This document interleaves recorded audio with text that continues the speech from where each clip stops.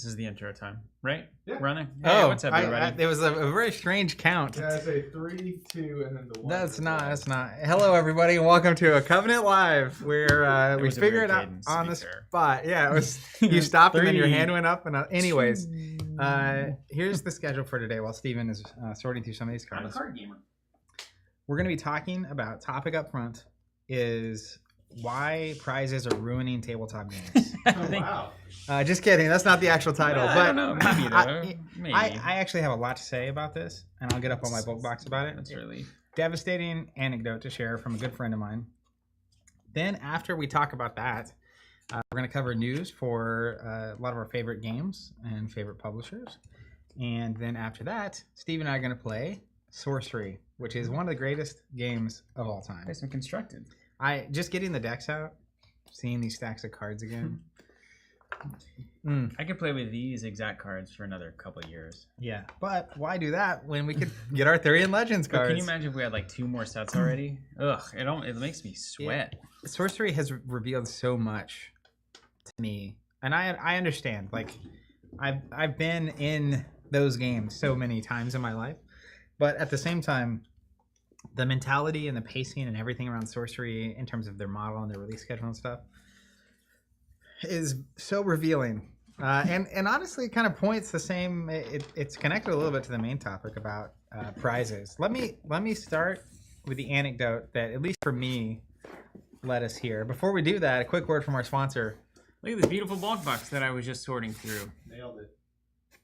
Keeps You your should check cards. these out. It's better. It's better. It's just better. That's the tagline. It's square. It's better. Yeah. Straight. Can you give me the John Cam so I can see yours in the back? Even They after. fit in the oh, it doesn't quite show. There. They're in one of those There they fancy are. board game shells. There they are. 3 of them fit in a thing. 3 of them come in a container. You can check those out on the website. Huge fan of the book box system. Hello, everyone. So here's the anecdote. I'm sure we're going to go a lot of different places on this, but good friend of mine, Matt Coles, one of the greatest people that I know on earth, and he's a gamer's gamer. You know what I mean? Yeah. This dude, if he's not winning a tournament on a weekend, he's probably dead. Like, all this guy does, he goes to Say tournaments no. and he wins, no matter what the game is. But he plays, and so I met him through the Star Wars LCG over a decade ago now, where he knocked me out of the first World Championship in the top cut, and then we went on the next day to play the 2v2 tournament together. I remember that. Yeah. Became fast friends, and then never looked back. But he was sharing a story with me. So Star Wars Unlimited has a really cool prize system, which is it reminds me of the judge packs from it went dark. I was getting nervous. Yeah, it reminds me. Don't freak out. You guys are fine. It reminds me of the judge packs from Fab, where the judges for a lot of events like ProQuest or above get a judge pack, and you open it up, and it's like, oh, it's a cold foil Art of War, something awesome. But it's a pack of 3 randomized promo cards, and you get these. Actually, it depends on the store, but most stores were doing, and it was intended to be, if you engage with this game locally at all, you get one of these things. So if you come in and you buy a box from your local store, or you play in a tournament, or you attend a demo day, or whatever it is, they have these to give out. But his local scene was popping, right? Popping off. Oh, so it's like a little booster pack, they had a play booster pack. They had a bunch of players coming. I mean, I think it was like 30, 40, 50 players every week coming. And every time you come to one of these local events, you get one of these packs. It's a lot of players. It's got, it was like I said, it was bumping. Very, very popular. And then he was noting to me, he just happened to come down, and we were playtesting for the Alpha Class tournament. And technically doing a little Star Wars Unlimited, and then he went and won the Origins tournament for that. Like I said, he wins tournaments. But he was telling me, he just mentioned offhand, and it like caught me. We've talked about this a little bit before, but it caught me off guard because he was saying that essentially once their local stores ran out of these prize packs, weekly attendance dropped by like 70, 80%. So you go from like 30, 40 people, it's like 5 or 10 people showing up. Yeah. And it was so, it was just a fact he was mentioning to him. And it's like, well, we need to get some more of those prize packs whenever those come. And then the community will be like popping again. And anyways, it just hit me in a really weird way. And I actually did a kind of a double take on the conversation. I was like, hey, wait a second. Are you saying this? He's like, yeah. And I didn't go into it there, but it's like a devastating reality to me that this pack of randomized like promo cards and in Unlimited, the promo cards are actually like the hyperspace border that like extends all the way. Yeah. So instead of the hyperspace border, it's got this like alternate color border thing going on. So these are cards from the set. These are from what I could tell, it wasn't even like a cold foil Art of War. To me, that's like in Fab. I would get it. Yeah. Like it's like, oh geez. But the little incentive of this pack was the tipping point, seemingly, for I don't know, 30 out of 40 players at a local gathering. And just the idea of that to me is so insane. Yeah. It's hard to even put into words why, but just that I'm here for you. Yeah, go ahead. It's just like it just struck me. It's crazy. Before we put our own words to it, I'm curious to all of you watching. First of all, where are you tuning in from? We used to do that a lot more, but it's always fun to see where people are tuning in from, and always kind of a fun liberation to feel like we're reaching a bunch of different people. And then love that E-Rob comment. You see that? What? He said we can go ahead and call him Igor, and it's 9 p.m. there. Igor says, because of your streams, I fell in love with the Earthborne Rangers and Arkham card games. Thank you so much for that. Well, thank you, Igor. Thanks for watching. Thanks for listening. Thanks for being a part of it. JG from Ireland. So where you from? But then more importantly, what do you make? What do you make of particularly weekly prizes that are meant to incentivize participation in this hobby, and the upsides and or downsides of that? Because to me, here's what I'll put forward as a hypothesis to lead the conversation. Portugal and Scotland and Canada in the chat? The U.S. is nothing. We're worldwide, dog. National audience. Switzerland. Yeah, they've. I think we have a certain. The Europeans seem to me to be a little bit more, and Canadians too, just a little bit more laid back. You ever get that feeling? What's the U.S. is all about go and and consume. And then it's like, we've been here for like thousands of years. It's deeper than that, though. I've been reading a book called The Good Great Place. Ooh, okay. This is where the concept of the third place came from. Wow. As terminology. Yeah, something that's been spun out a lot in our circles. A lot of like Starbucks, Howard Schultz used it, but it was written, I think, in the 60s. So it's I couldn't get the audio. There is not an audiobook for this. They didn't have audio in the 60s. Yeah, I know. Yeah. And then I had to like hunt it down to like be able to find this thing, because a couple people like a podcast I listened to referenced it, and I was like, I should probably read that. But his thesis is centered on the idea that the suburbanization of America has removed the third place, basically, versus, and he gives examples of Europe, where it's so natural, whether it's cafes or pubs or whatever, to have this like routine local place that you visit. Like it's built into the cultural landscape. Yeah, it's just it's an integral part of what is going on there. So I think that contributes to that mentality coming from Europe. Definitely, yeah. Suburbanization of it. Okay, I can get that. Yeah. Well, and like there were a lot of like city zoning stuff at the time where like you build a neighborhood and there would be no spaces for like pubs or coffee shops or whatever, and it's just like this field of houses. And even I feel like the construction of houses, it's almost like the front porch used to be your third place for such a long time. The neighborhood was kind of this third place. You had, didn't have air conditioning. Everyone had these extended front porches, so that's where you wanted to go if it was hot. It was the coolest place that you could be, and so everybody was doing that, and then that naturally engages spontaneous interaction and kids and all of this kind of stuff. So certainly the community has been utterly gutted, and then it was absolutely destroyed by various things, and racism being one of them. Destroyed, and then coming in later on, they're like, why don't we add the band-aid of digital fake interaction and social media to give people a sense of interaction and communication and togetherness? But in actuality, we will make that togetherness the most toxic thing imaginable. And let me tell you, society is going to do well under those circumstances. That's what they essentially did. Honestly, it's sort of at least in America, a breeding ground was created for technology to fill that space in like the worst possible way. The weirdest thing is that trying to recreate that third space, technology was like, hey, there's a lot of people there, like a lot of people at the pub. And then their answer was, well, they must all be screaming over each other. Like they're not at tables on a one-to-one basis. That transition has never made it for people. Like all of the digital spaces that we've created are these public yelling matches, for lack of a better term, just because there's so many asynchronous conversations going on. And so many like one to many basically kind of conversations, when even though within the pub is full, it's mostly 1-to-1, 1-to-2. You might switch tables every once in a while, but you're not all yelling into the same pit of words. Yeah, it feels almost more like the like the Greek square, where there's one person orating, Right. and then everyone's like harumph, and then somebody else will stand up and yell. But it's like if all of the orators were talking at the same time, Right. and then the crowd was like, who do I listen to? Anyway, enough being old for today. Usually whoever you agree with most. Running through the comments, I just want to catch up with everybody here. Frank, I always forget Frank's from Chicago for some reason. Frank Levi. Is it Frank It's Levi. He said Levi. Levi. From the Chicago area. Black Moonbat from Arizona. Alan Jones, long time no see, from Columbus, Ohio. Andrew T. Harrison. Andrew, it's good to see you. Peoria, Illinois. Long time member of the community.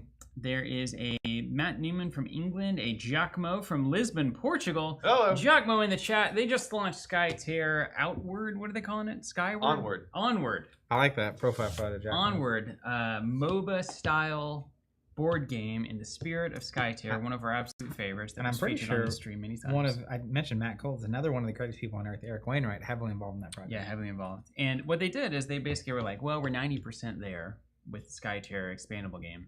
Let's just do it 100% and put it out as a single standalone board game. That seems to me to be what they're doing. Yeah. And I could not be more excited for that. Yeah, we've got a little bit of that in the news section, so we'll go over that harder because it's pretty cool. We've got Lord Eugen from Florida, Jordy DJ from Scotland, like you said, Tim Arsenault from Canada, Simon coming in from the contested realm, so the U.S. Daniel, it's a party. I saw Garrett Kiley in here too. We got them all. All of our partners are up Daniel in here. coming in for Switzerland, Rain from Shadow Realm, aka New Jersey, Alejandro Gonzalez, Laura from the Bay Area, North Cali, Anthony J back in Colorado visiting family after moving to Frankfurt last year. That's Frankfurt, Germany? That's where I flew in whenever I visited Europe. I was picturing Frankfurt, Kentucky. Could be Frankfurt, Kentucky. I don't know. Alex Becker is in the Ohio Mail Truck. It's official. Coming live. Coming live from the Ohio Mail Truck. If there was, I just picture a documentary about Alex at some point. It opens with him going down the thing in his truck with the music on. Well, let's do it. I see it every time. We'll do the Alex Becker documentary. Special. It'll get 1 million views. It'll be an everyman story. Must be true.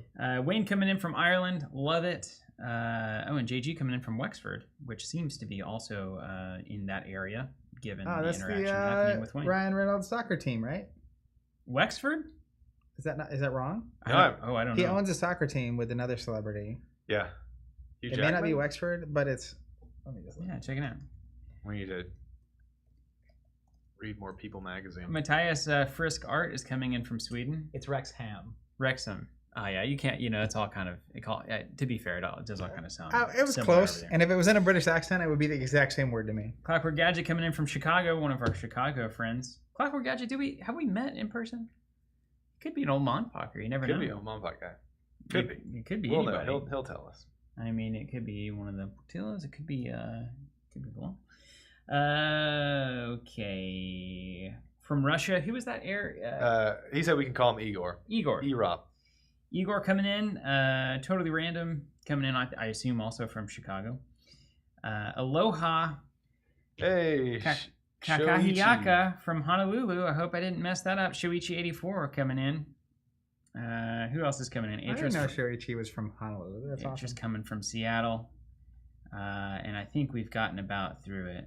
Clockwork says we haven't met. Just moved to Chicago last year. Garrett Kiley's in. Garrett Kiley, what are they, in Ohio? I think Garrett's in Colorado. Colorado, very nice. Ian Schaefer coming in from Oklahoma City. I just scrolled down to see everyone correcting Zach on Wexham. Yeah. Getting Wexham. Yeah. Laura Slaughter coming in from North Texas. Getting dunked on. We got any prize comments? North Texas, yeah, there's a few in there. North Texas is an interesting place. I've been in North Texas. Denton, I believe, is in North Texas. North Texas and far South Texas are also two very kind of similarly weird places. When you say far south, are we talking like past like Houston? Big Bend? That's far south. That's Far border, south, like Tippy border tip. south. desert south. 20 TP. hours or so to get from here to Big Bend. I've done it in a car. Europeans In a car. don't understand how big Texas is. Yeah, At Lord. least whenever our Belgian friends. I'll tell you who does understand how big Texans is. The Texans. They won't let you. Won't I let told you you that not story hear about going to school and the teacher's like asking the class what the biggest state was, and I was very confident it was Texas because my mom. It was Alaska? not. It's Alaska. Yeah. Yeah. I was like, I was Got it. devastated. It's like my mom's been telling me Texas is the biggest state since I was a wee lad. It's pretty big though. It is large. Lord Mugen. Mugen? Okay, that makes sense. Igor asking if we ever played Unmatched. Yes, we have. What do we think about it? I think it's a great little lightweight miniatures game. You see the next one? Andres TC, greetings from Germany. Longtime lurker and VOD watcher here, which is video on demand. Is that Yeah, what this that's is? what the kids call replays. That's a replay. Yeah, Oh, well, love like this. when it's posted after this. Just want to send best wishes for your kids. My little girl just turned 10 days. It's a blast. 10 days. Wow. Congratulations, Be man. 10 there, days. be there soon. Yeah, we'll both be there soon. We'll disappear at some point in the next few weeks. So this may be the last stream in a while. We never know. Yeah. Never know. Literally, we're on the.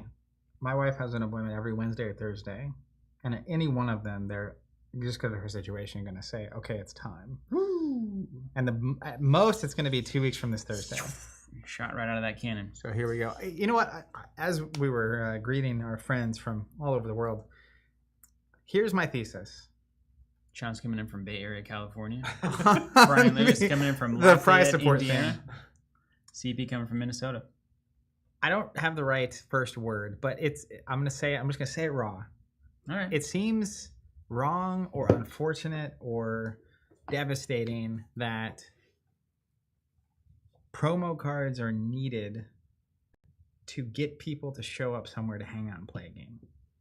Yeah. Like it would almost be like if it was like for me and you to go grab a drink after work. I need a promo card in it. And if there's not a promo card, like I'm not going to do it. You know what I mean? Yeah. Like and one of the things about third place in that book that it's talking about is like it's a intentionally barely below the surface level in social engagement and it's routine.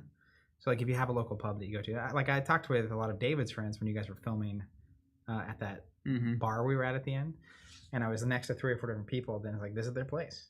Yeah. Like, they just show up here. Yeah. 3 It's or like 4 or 5 cheers times. or- Yeah, 5 yeah. times a week, and it's like they can just hang out and enjoy each other and get different perspectives and people they would maybe not elect to be good friends with or hang out with. And it's like everyone's welcome, but it's a little different than me and you grabbing drinks after work. Yeah. It's encouraging this random assortment of people who happen to share a hobby to gather, you know, routinely. But I wish it weren't so. Is it okay? So we know how this happens, right? Also, I'm on a. I'm gonna eat this. This is my smoothie because I had a dental surgery late last week, and I have to eat only soft foods. I've got to do it. Massive smoothie, man. This is a comically large vessel. Go ahead. Sure, you didn't go down to Texas Smoothie King for that one? You go to Buc-ee's and get that one? Peanut power, huh? That's nice. Got to get my protein somehow. It feels very much like the dollar menu conundrum to me with fast food, right? So like everybody's cool as long as everybody's cool. If all of these games just said, hey, here's the product, and then all of these local play spaces are saying you can come in and play with this product whenever you want, enjoy it, have a community, you know, come here every day, every other day, and just enjoy it, you know. But then one of the games starts saying, yeah, but if you play this one, you get this sparkly token. Like the only way I ever ate at Burger King was because of those Pokeballs. So like suddenly there's not wrong about that. There's now there's an incentive where it's just like, well, I could go do that, but I'm gonna go do this instead because there's a little extra human lizard brain interaction going on. It's like, do you want McNuggets or do you want the Pokeball? Yeah. And I wanted the Pokeball. Yeah, I will eat whatever Burger King is serving. Wanted the Pokeball enough to eat a Burger King. Yeah, just maybe even didn't even eat there. Maybe just ordered and then just went ahead and just ejected. I didn't have the resources to eject and then eat somewhere else. I mean, yeah, as a child, I would have eaten anything, of course. But thinking on it now, I think I just take the Pokeball. But as long as that game does it, and then if there are more people playing that game because they're doing that, then the next game is like, oh, for us to compete with this game, we've got to do something to get them to play our thing instead of something else. It's like cereal boxes having a toy in them. It's like Cracker Jack having a little extra prize.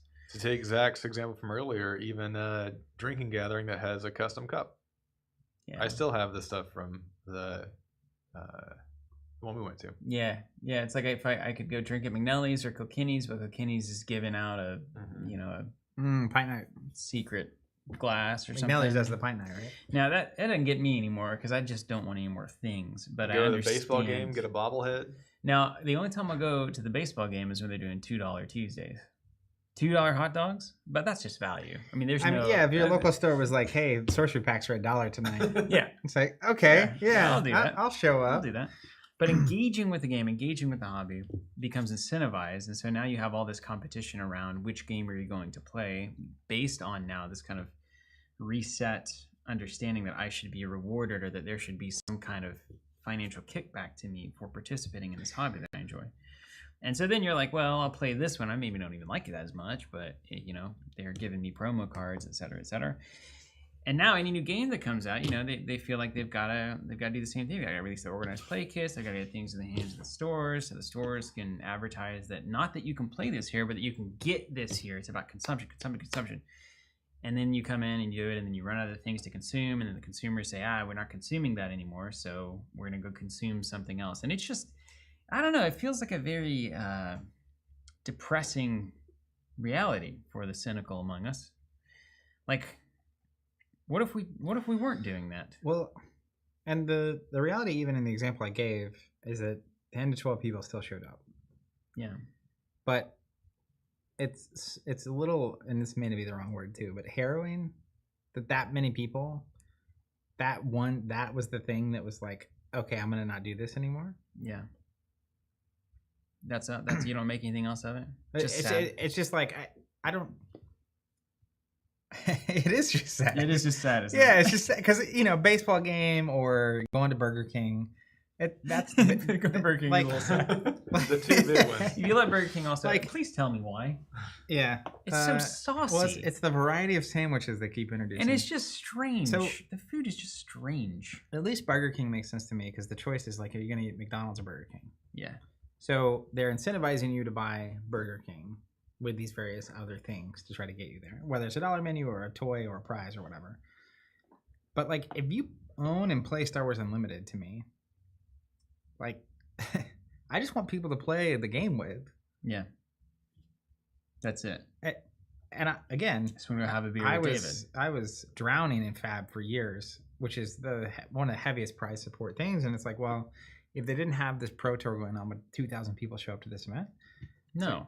Well, only 400 and something people there are playing the Pro Tour, though. Mm-hmm.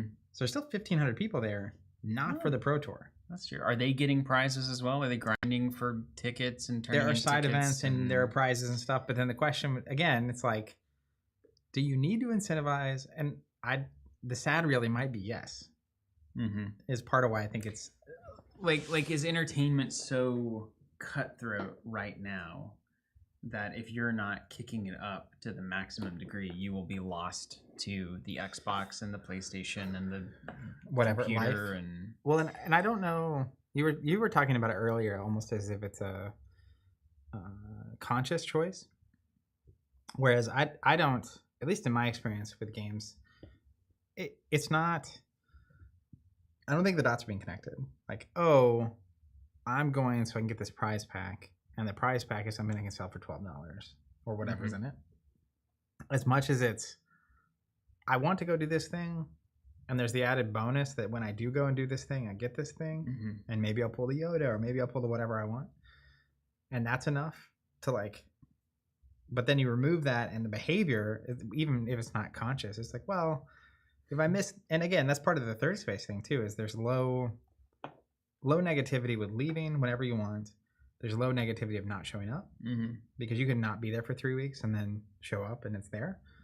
Presumably it's there. But in this case, a lot of times with these communities, right, it just takes 1 week of only 2 people showing up for those 2 people never to show up again. Yeah, that's true. Because it's like, oh, well, I'll just show up and there'll be no one there. And then very quickly it spirals. Now, Sorcery's kind of putting this to the test in a few ways. That's interesting. Is for one, they're only releasing product once a year, so they're the poster child of when we release something that's going to be so good that even if you haven't been around for 6 months or 10 months since the last time, you're still going to want this thing.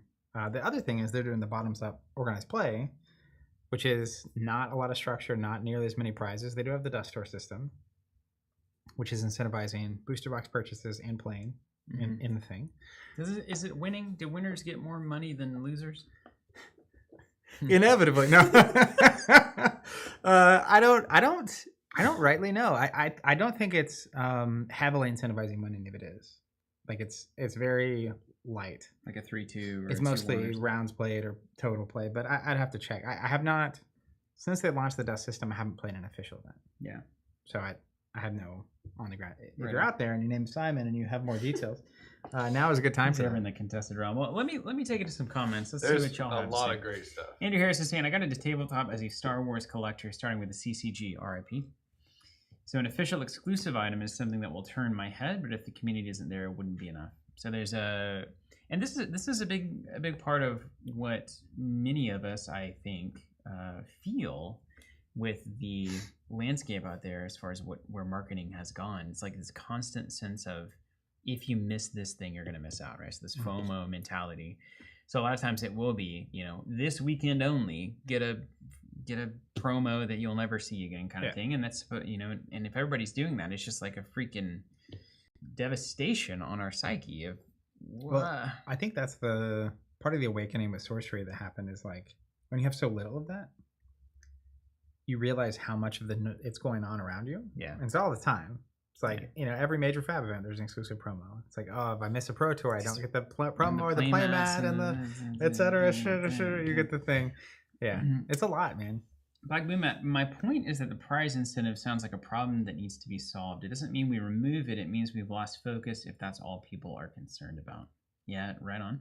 Steel Slime says, ways to earn Lorcana achievement points in June were participate in 3 or more league events, control 3 or more different broom characters, shift a character without using ink to pay the shift cost, etc. So kind of this achievement-based thing. And still, and this is the thing though, it's still give players a to-do list so they can go hunt the Easter eggs and get a sense of dopamine when they achieve it, right? Like it's this achievements thing. Video games do this all the time, right? You beat the game, well, yeah, but can you mark off these 200 achievements? And you're like, ugh, I can't resist. Yeah, now I will say, like, I'm very biased towards player perspective. And the collector comment stuck out to me because if you're a primary collector, I think you would get a lot of collectors to show up to try to get these things that you can't get in any other way. And it's more like, I'm going to put together this set of promos. And that's why they're there. Yeah. So I don't, that softens me a little bit on, but it would be shocking to me if 75% of unlimited players are collectors first. Right, sure.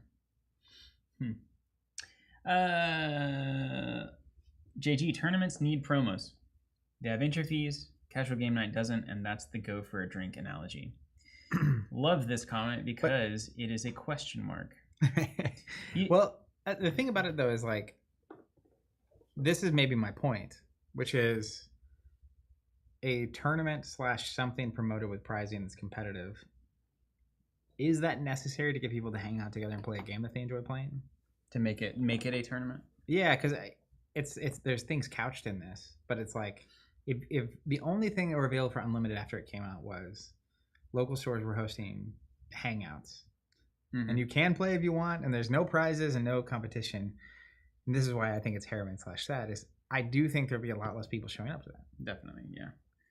But that's, I don't know. I guess I'm trying to think of parallels in my own life. But part of that too, at least for me, in my experience, is it would partially be because like I have played Sorcery 0 times at a game store. Right. But I have played Sorcery a lot. Yeah. And so if there's not an incentive, like I did this exact thing with Fab. Played a ton of Fab, and I did play in stores for like ProQuest. But it took a centralized, organized, specific thing for me to be willing to travel 35 minutes to the store, to pay to be there, to participate, et cetera, et cetera. Yeah. So that's coloring it a little bit. Yeah, that kind of thing. But perhaps you these would players not- are still playing. Yeah, you would not. They're do just that. not playing They're at not the playing store. there. 'Cause I mean, there's that's the whole reason why they do the prizes at the baseball games, right? Like you'll have a certain percentage of people who show up because they love to play baseball or they love to watch baseball so much that the love of the game takes them there. But that's not as many people, right? Like Mhm. they could spend a small amount on this trinket, and then that helps people get over that next thing to go to increase the population.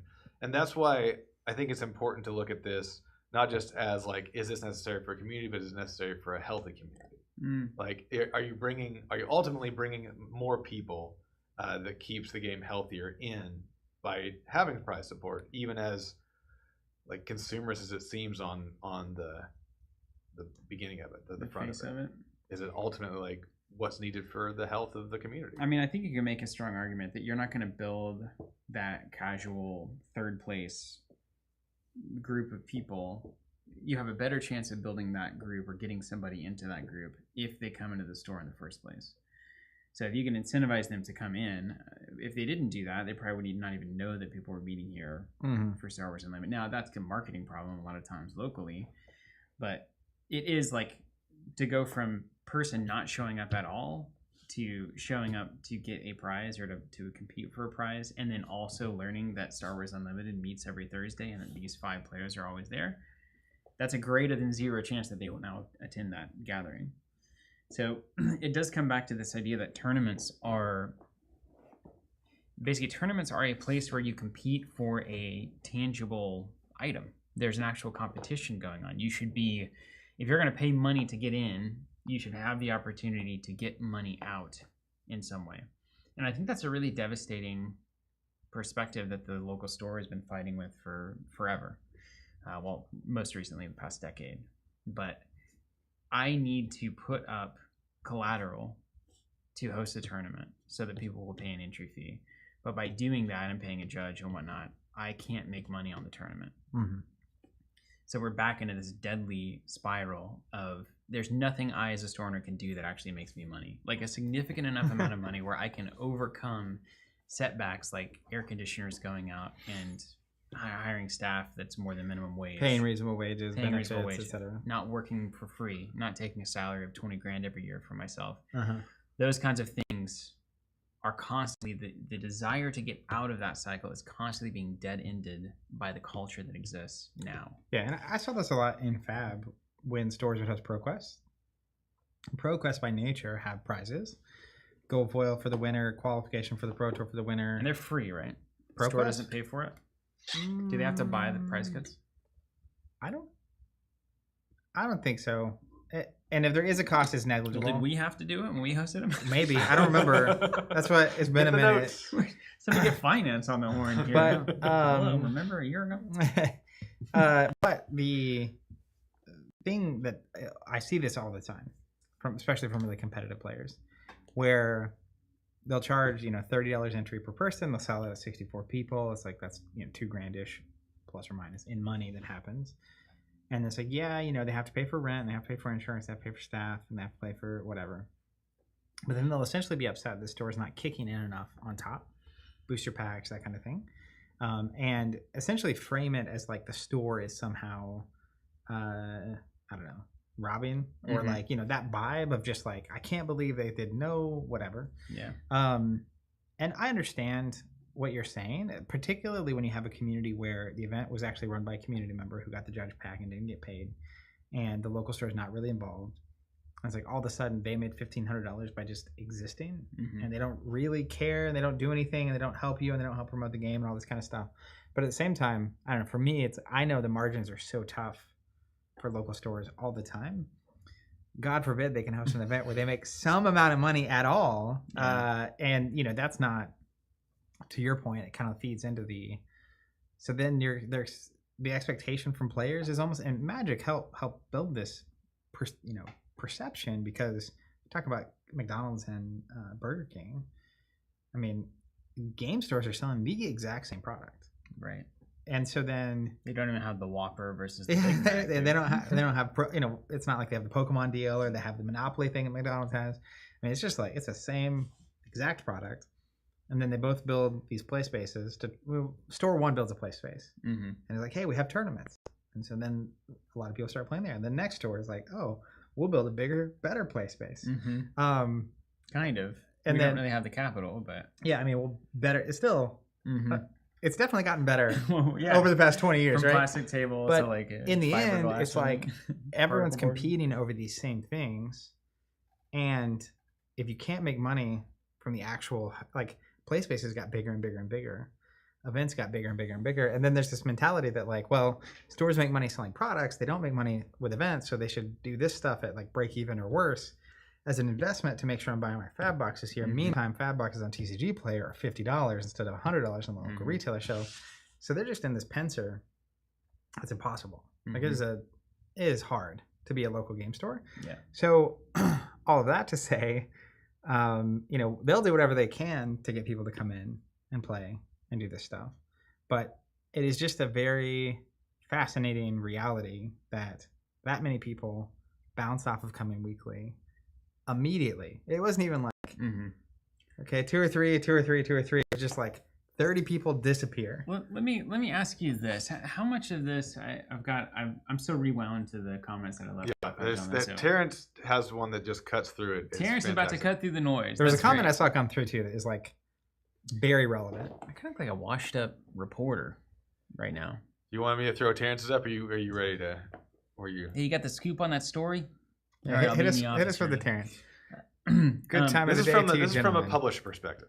You're talking about a store perspective earlier. But this is from a published perspective. I think it makes a lot of sense. Companies want people to play their game. They should be doing something to facilitate players finding opponents. The swag is one way to do it. Yes, and they have to rely. They have to rely on a third party space.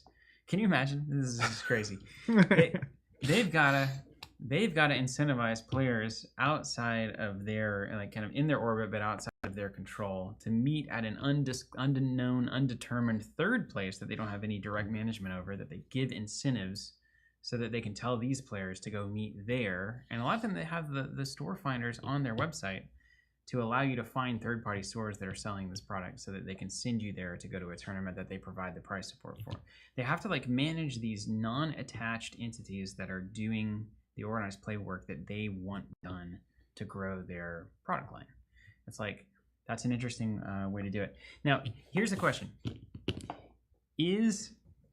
I'll send this to you, and then I'm going to go back to the comments. Okay, there was a comment that Percolate. I want us to get to.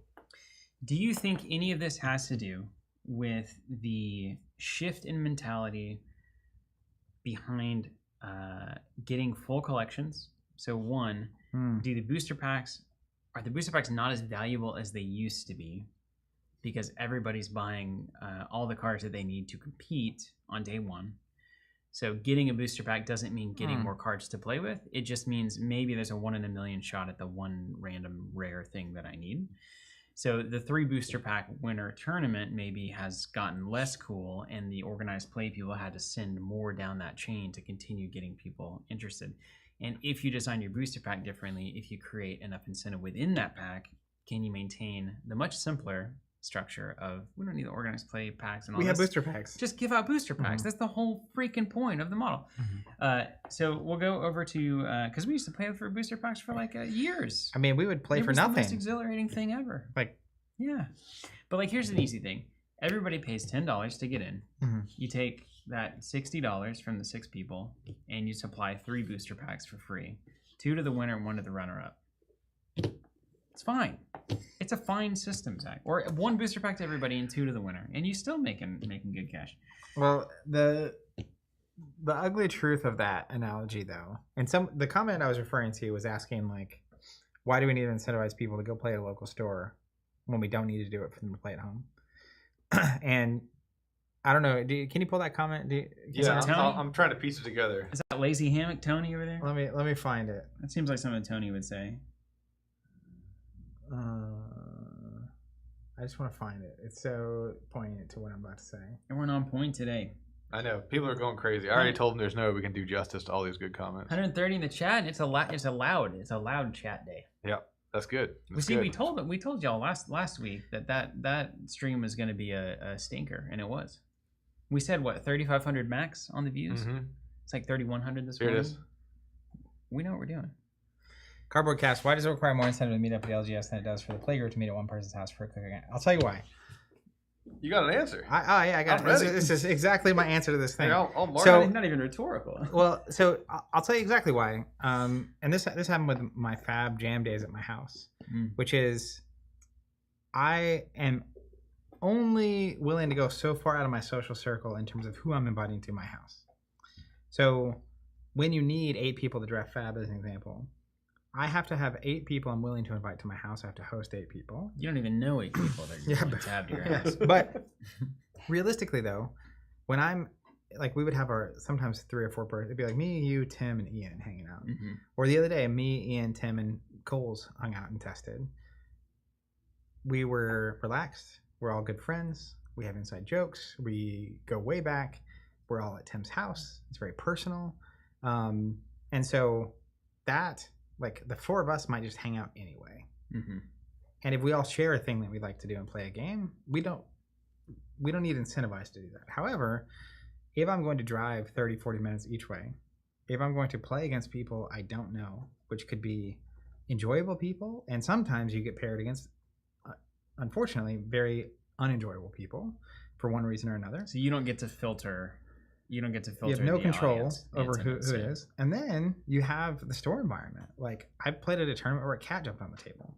That we joke about it all the time internally, but I was playing in a basement at a game store and a cat jumped on the table. Nothing against it. There's a store here in town. Nothing against Like, it, of course. well- That's coming through loud and clear as that. Well, I genuinely have nothing. There's a store in town that apparently has cats. Mhm. What's the name of that store? Oh, Anchor's Island, yeah. So the thing is, there's a lot of people that love that space, but at the same time, like, for me, I don't want that at all, personally. And so when you're giving your example of 6 people pay $10 and there's some packs and stuff, if I'm paying $10 to play against random, and I have nothing against, like, I actually love going to events and tournaments and playing against random people and meeting people from all over. I've done it my whole life, very comfortable with it. But I know a lot of people that are not comfortable with that and have not done that their whole life, let alone there's particularities, right? Like, most game stores I've been in, it gets hot really easily, and the lighting's not good, and there's no music, and the chairs aren't super comfortable, and you go on and on and on down the list. And so, like, to pay to play somewhere, it has to be good. So you're saying you need incentives because it has to make up for so much that is not worth doing on its own. That's one possible thing. But even then, it's like having you 2 over to hang out and play Sorcery on a Friday night is so much different than a 15, 20 person Sorcery gathering at a store. Mm-hmm. And the 3 of us don't need incentives to hang out and play Sorcery. You mentioned this too, and especially early on.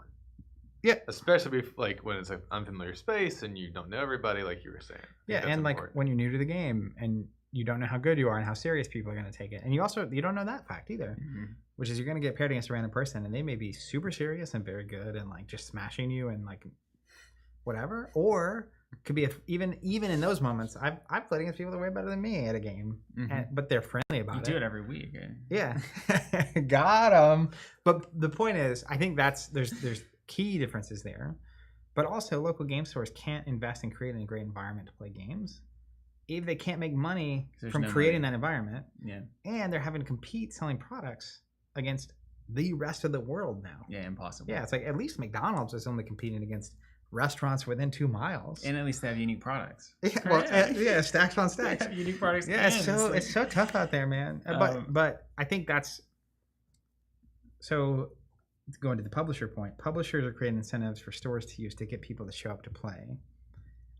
Because stores know that if people are engaging with the game, they're more likely to buy product, which inevitably gets more money back to the publisher. And the publisher's happy because if it is getting people to engage with the game for longer and buy more product, the cost of a promo comparatively is like super low.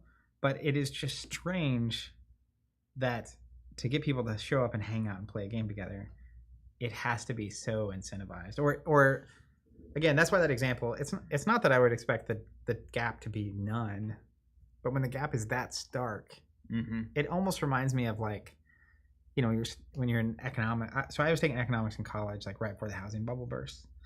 And my finance professor, similar story at the same time, was sharing articles with us every week. And he's just like, this is not, there are signs that something's wrong here. And that's how I feel in this case when that story gets shown. It's like something ain't working. This is not. This is fundamentally off, and the ground beneath us is not stable. So now I'm uncomfortable. Because the question I have to ask, how many people would be in a local game store without any incentives whatsoever? Like if we removed all incentives from all games right now, all promos, all organized play kits, all store championships, all of that, how many people would be gathering at a local store to do this? Yeah, like Fab's example, if you remove armor kits, you remove XP, you remove ELO, you remove Pro Quests, you remove Pro Tours, you take that whole system away, how many people play Fab? Yeah. Man, how many? How many do we think? Percentage-wise. Well, according to my Star Wars Unlimited example, 70-80% of people aren't playing. Yeah, of like the current, I mean, and it's not even that they're not playing, it's that they're not playing in an organized environment, in a local environment. Now, it's worth saying, too, like sometimes if you don't really know anybody, and it can be very uncomfortable to walk into a casual play night and just be like, I need to strike up a conversation with somebody to see if they want to play.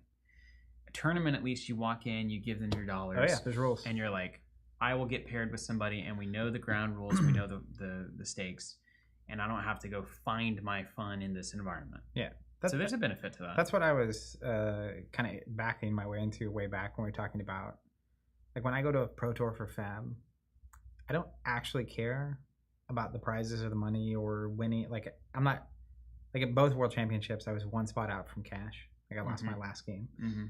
And like, I was not at all disappointed from a lack of monetary gain or whatever.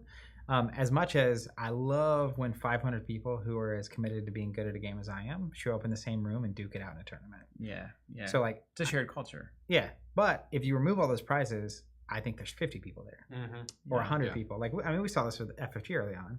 It's like, well, the top 16 get a playmat, and the winner gets a playmat, and he gets to design a card, and that's the prizes. And then it's like you show up and they're, oh, wait, you actually get our entry promo. And there was actually a decent number of people at Worlds for that Worlds event. Yeah, I mean, it'd be 100, 200 people. But that's where it's like, you see it with 2,000 people showing up to a Fab thing. And it's like, are more people playing because these are here, or just more people playing? And so it's just hard to dissect that. There's one guy, a guy here in Tulsa, very famous promoter, Jim Halsey. But one of his like marketing tips was always make it an event.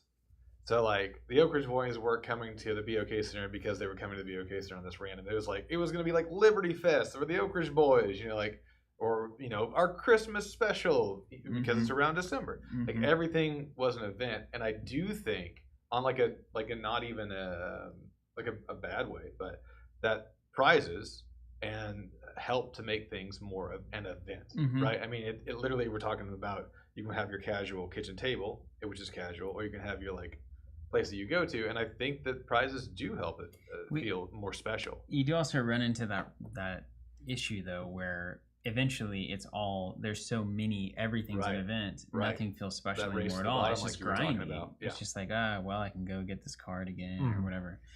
Ben Puffer saying TCG players are trained to maximize value and look for a micro advantage. Oh man, you're way up there. Yeah. I'm not going to miss anybody today. Unfortunately, this mindset has spilled over from the game into real life. So do you think this is a TCG problem? A TCG player, people who are inclined to play these kinds of games have the kinds of minds that are going to look for maximizing value. At first, I was going to refute that.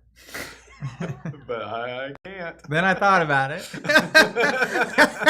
Which is, for me, like, I think I'm constantly making the maximize value equation in my head.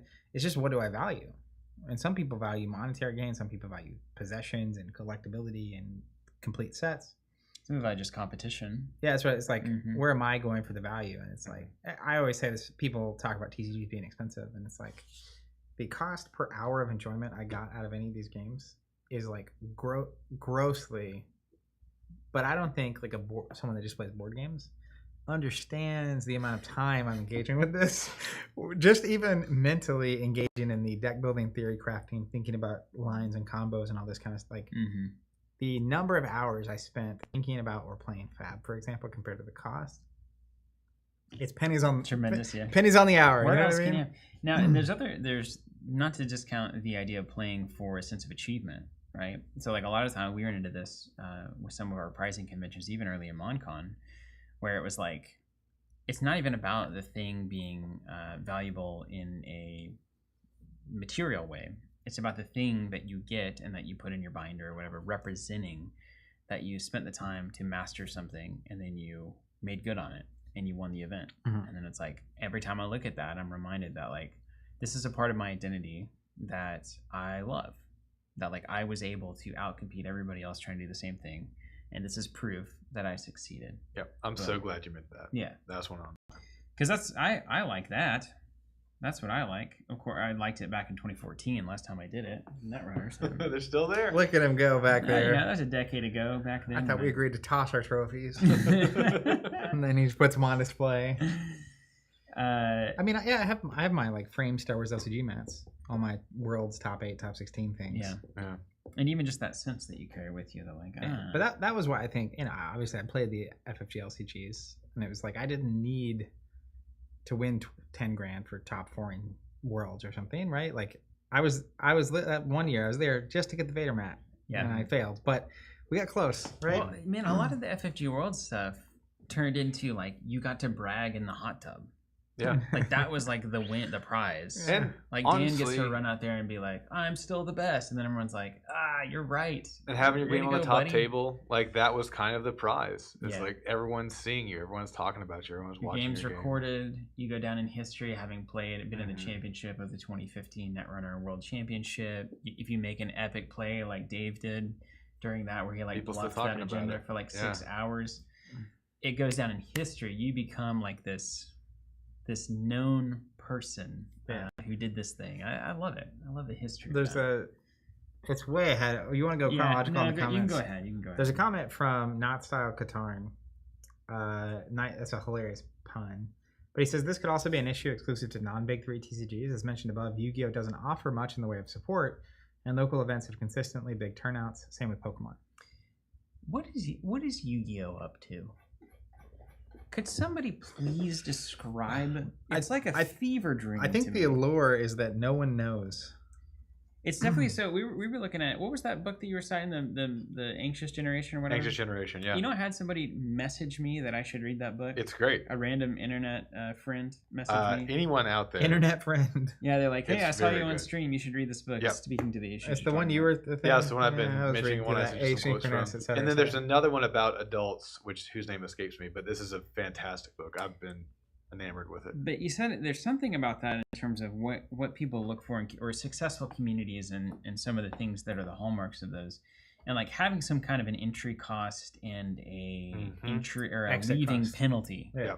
is a big deal. And I think TCGs naturally kind of have this tension of leaving because you invested some money to get these cards, and if I leave, are they going to be worth anything? And It is notable though in that realm where like TCGs are also somewhat easier to exit. You can because sell. a lot of times they're actually worth something. Versus an LCG, it's like you're $800 in and you can't sell it. Yeah, It's just not possible. But it's so.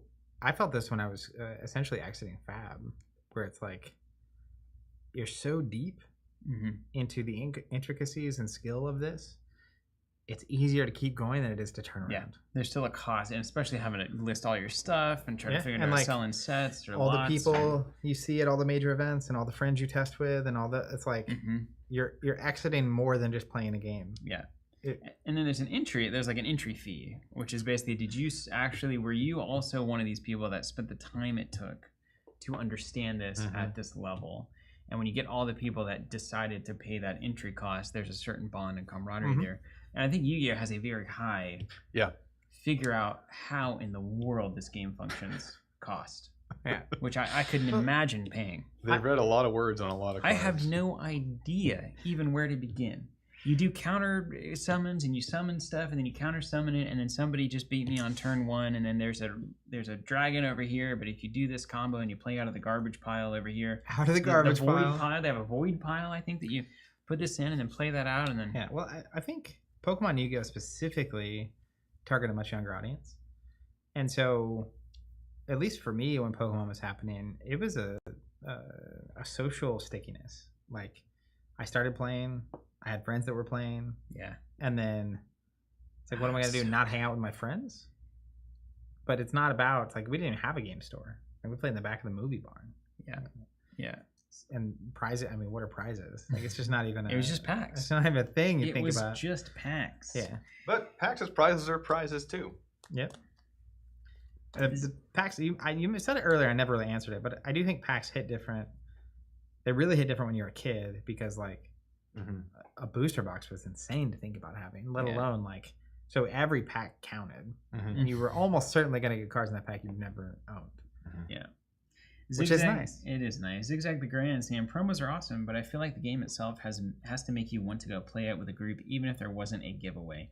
Sorcery and MTG Commander do this for me. So this is if you eject yourself from that system, there does seem to be still some. You still are viable as a game, is what we're seeing. If you eject from this kind of promo giveaway thing. I wish I could know the answer to this, but the example I gave for my friend Matt, how many of those 30 people that stopped showing up locally continued playing in some factor? Yeah, that is a good question. Just somewhere else. Like with Sorcery, and my hypothetical would be if you were a game that was great and successful and hit, let's say Sorcery, they hit the Kickstarter, it goes really successful, a lot of people talking about it.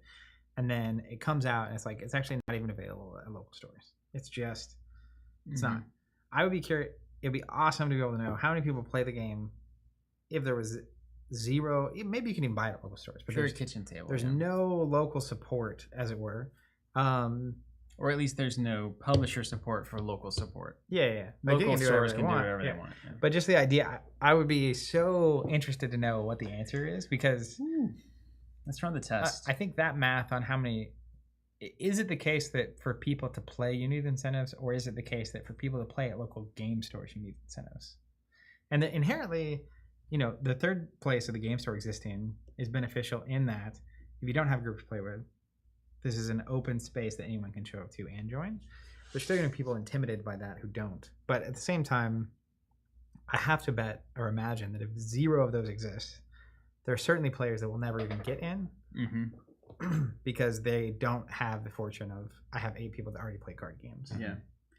I think what is kind of summing it up for me is that the current state of things, it seems like there's a very transactional relationship with the LGS. Makes sense. Retail's in the name. You go there, you pay your money, you get the promo, you get the tournament, you get the boxes, whatever, and then you leave. So like on the one hand, there's talk of this can be a third place, this could be a place for the community to spend time and hang out, but on the other hand, it's really just a cash your ticket and leave relationship that has formed. And so it makes sense that if there's no ticket to be cashed, why are you there? There's no transaction to be made, right? There's nothing to be done here. Lord X Mulligan saying it's a Pavlov thing. I think if you teach people to check the promos and then took them away, then yes, you will lose attendance. Yeah. Yeah, but if they were never there in the first place. That's a dangerous game, isn't it? It's dangerous. It's your race to the bottom thing. Who presses the brake first? Yeah. Well, and it's so easy. Just keep amplifying. If you are a new publisher, it's already hard enough to get distributors or retailers to care about your thing. Yeah, that's true. Let alone players to care. And so it's really easy to just walk your way down into, well, we have to have these things because otherwise, if there's no incentive, no one will do it. It is a retail store. That's what that's striking me nicely. That like the stores have a lot of responsibility for this too, and they shifted. I feel like the space has shifted a little bit because they started as the only place you could possibly find somebody who was interested in doing Warhammer Fantasy with you. And there was no internet like today. So there's no chance of even, like now there's a Discord for every game. We have a Discord that has a section for every game. Yeah. You could post in it and be like, hey, I'm in Tulsa. Anyone want to hang out? But like 1997? Yeah, no way. No. And you're lucky if anyone in your life is willing to do, Magic the Gathering or whatever. But then when you do create such a transactional environment, transactional relationship with the customer base, the player base, I guess you shouldn't be terribly surprised that it is relies on transactions. because these spaces they're not set up to be the third place kind of stuff, right? So that requires a certain amount of atmosphere and consideration for people are going to be casually spending time here. They're not going to be incentivized to buy anything. Mm-hmm. They're not going to be incentivized to make a transaction of any kind. And most third places with any sort of actual sustainable business have built into the way it works. Like, you don't just go hang out at Kilkenny's. Mm-hmm. You order an appetizer, you order food, and you order drinks. And Yeah. you can, but like if you and I just went and hey, can we have a table for two? It's like just water the whole time.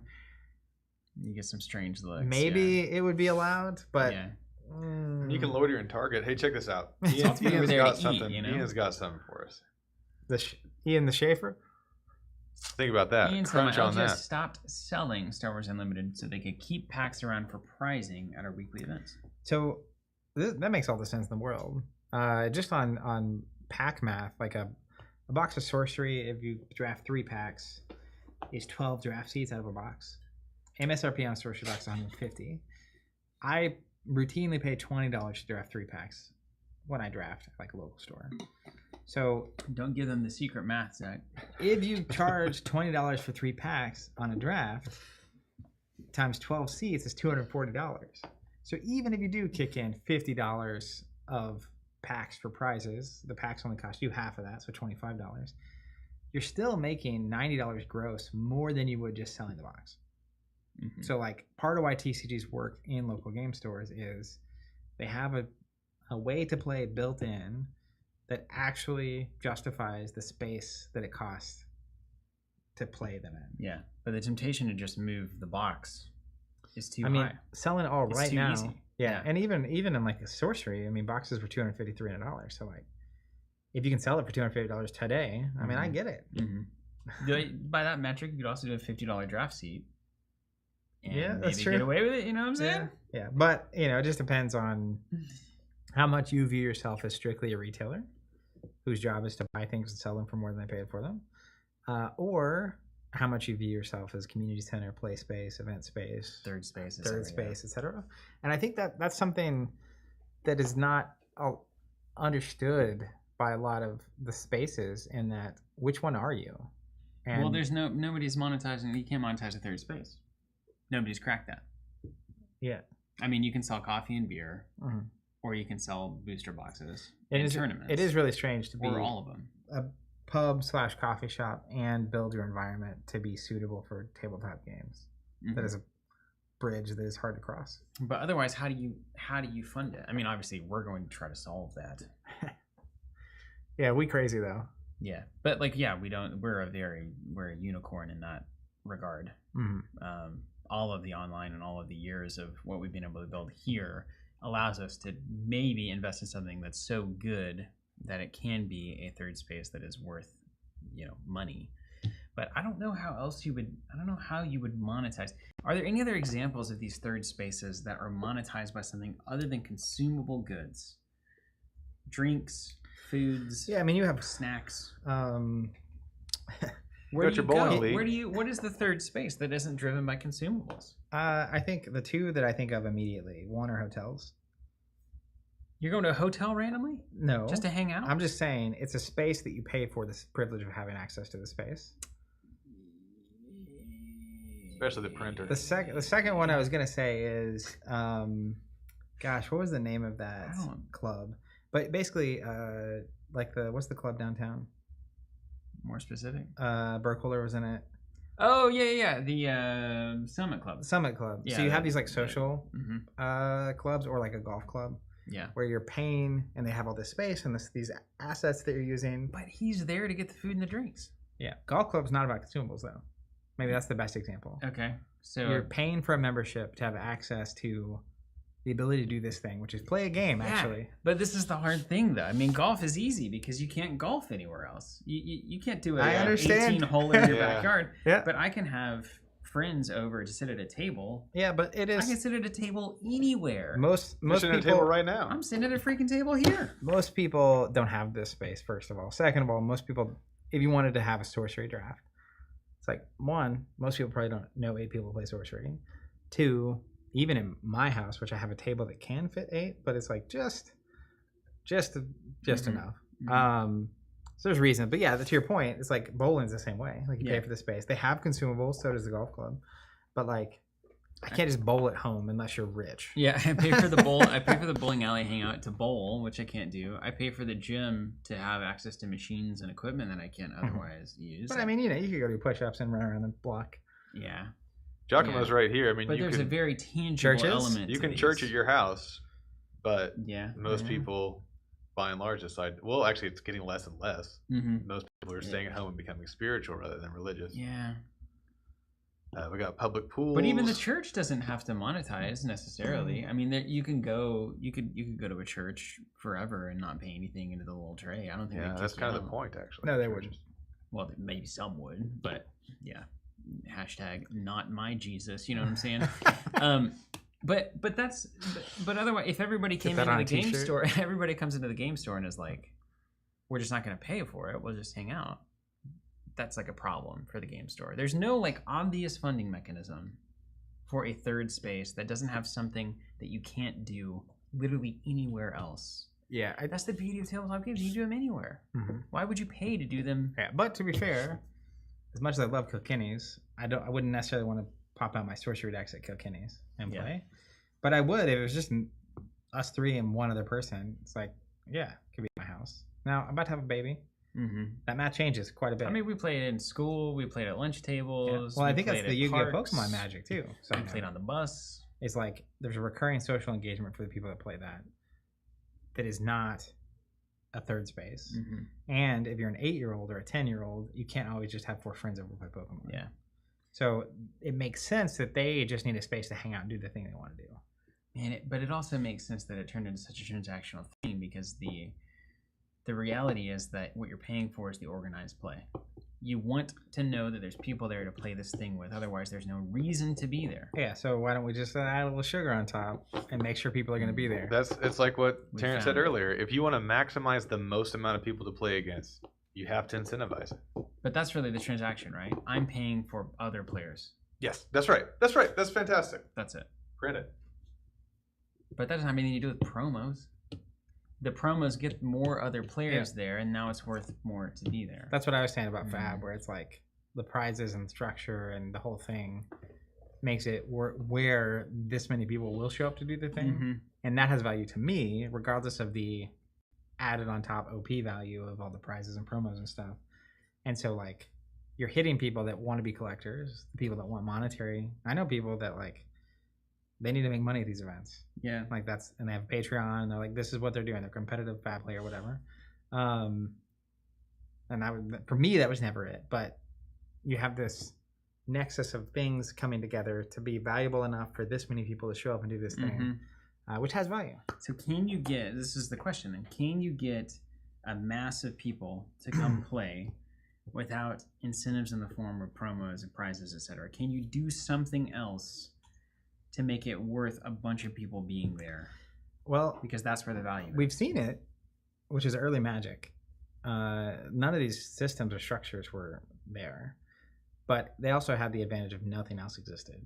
It was just a burning desire to play your deck, and like which I felt many times. People I want to play this one. Right? People loved it, and people obsessed over it, and they were just looking for anywhere they could go and find people to play it with, and they did. Yeah, and then the rest is history, you know. You've also got stuff like going to last. Remember the Netrunner, like come and play and change the story vibe? You've got this Keyforge thing that's going on where you're actually affecting the story by playing. That's not really promo based. I'll tell you something. But it is event based. I want to tell you something. I want to tell you something after that. I will probably just die on this hill as necessary. I don't think that moves the needle almost at all.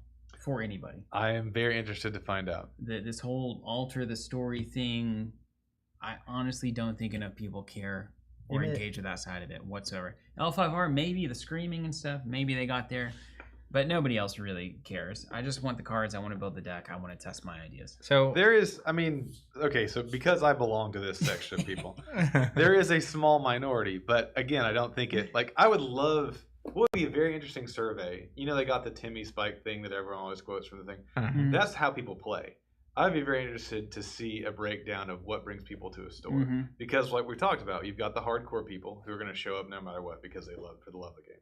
You've got the people who want legitimate money, which is your pro circuit kind of people. That's a certain section. You want your people that just want prizes, just something to say that this is worth my time driving out. Collectors. Here. Yeah, and collectors. Yeah. And there may be a few more, but those may be the 4 big categories. And like, what can you do to talk to each of them? Because we know that you can do stuff to target one or the other. But again, if you're trying to maximize opponents here, you've got to ride that line. And the collectors don't even want opponents necessarily, which is kind of fascinating. All right, what did you have to say? The thing I want to point to is your Rainbow Sparkle Dwarven Mountain WoW or whatever it was. Yeah. Okay. So the reason I point to that is I'm just not really catching on what you just said. Yeah, I got it. It was not Rainbow Sparkle. I know. Zach. It belonged to a different faction, and I had to turn in a lot of cloth to get it. It took me like 6 months. Okay? So I think I didn't want to drive the stupid mechanical bird. I wanted the ram. Okay. Noble. A noble steed. Nobody wants a mechanical bird in a yeah. fantasy setting. So here's what I'm saying. It was the best of the rams as well. I think that Snow White. There are a lot of people who play tabletop games who are looking to be intellectually stimulated.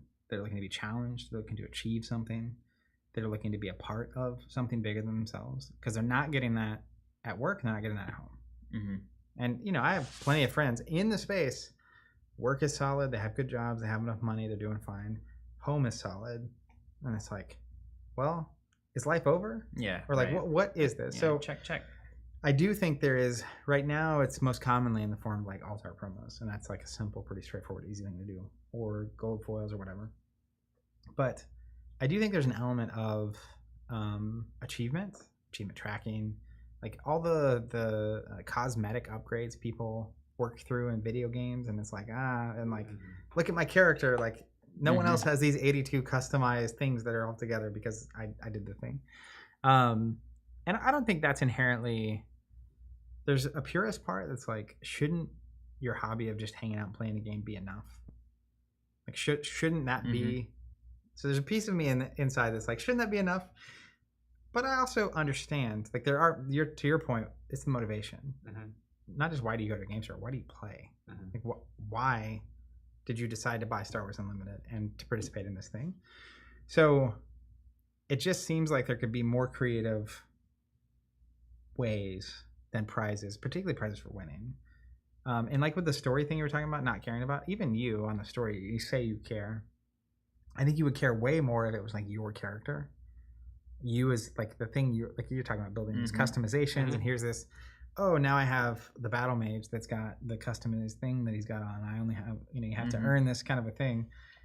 It's more personal to you in the story or your involvement in the faction. It's like, oh, if I don't show up, like, not that I want to FOMO it too hard, but just the idea of trying to better understand what motivates people, because there is a cost to it. Driving and getting a physical deck together, it's like it is hard. Tabletop games are inherently a harder medium to engage with than most other hobbies. There's also something that's hitting me in the head right now, which is there's also a part of this where what is the price that someone needs to see, the reward that someone needs to see, monetary reward, to justify to themselves that they're spending time to play a game in the society that conditions them to, grind and work and economy, etc. Like, if you get a pack, if you get a card, can you then convince yourself this is okay for me to do? Like, it gives you a justification that it is valuable. Yeah, like a tangible asset in a world where tangible assets mean so much. I'm not saying that it's idealistically it's the correct thing to do, but realistically, potentially that's needed for some people. Yeah, and that does reinforce this idea that the transactional relationship with the local store and the play space has been encouraged and maintained, because that's the questions that people are asking. If you were building a third space that also was open to people playing tabletop games, among maybe other things, then the people drawn to those kinds of spaces probably wouldn't even be asking that question. Yeah. Like, is this worth my time or not? Yeah. Like, you know, the chess club meets here in Tulsa. It's like 20 people that get together and play chess. That's a very good point. The Mahjong club gets together. At 2.0, the Sunday afternoon board game crew was like 30, 40, 50 people most weeks. Yeah, the board gamers don't need any incentive. They don't need anything. They literally just hang out and play. So maybe it is that the micro advantages that the TCG guys. Yeah, but it's also, you know, the board part. One of the appeals of the board game crew / board games as a medium is the barrier to entry is so low, and you don't need to own anything to show up and play or have anything with you. I bring 3 or 4 different games. We can all hang out and play, and so it is so open by nature in terms of who can show up and what. But if you're gonna play Star Wars Unlimited, this is a commitment. Yeah, like you can't just show up to a Star Wars Unlimited tournament, even if you. And I've had some people do this, but they're usually like card gamers. They show up, I hand them a deck, and they play. But that is not. For most people, that is never going to happen. There's a fantastic comment by Shoichi. Also, Van saying, "Sup, fellas, joining from across the pond." Van, where are you? He got on a plane, I guess. Well, that's one way to get there. Shoichi saying, when we were starting out, Fab Armory Kits gave us something to organize around as a community. Without it, I don't know if we managed to coordinate a regular date and time to get together every week. Yeah, it just sort of incentivizes the action that you want, which is, you know, as someone that has been involved in the local communities, having a recurring day and time that's just on the calendar that people know, no one has to plan it, it's just everyone shows up on this day and time, is immensely valuable to actually having people show up and participate. Yeah, and you want to know something? The idea that food and beverage is involved in this should not be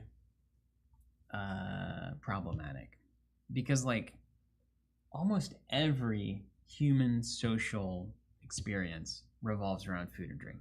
We must eat and drink. I mean, if it's like a sorcery get together plus I'm grilling, yeah.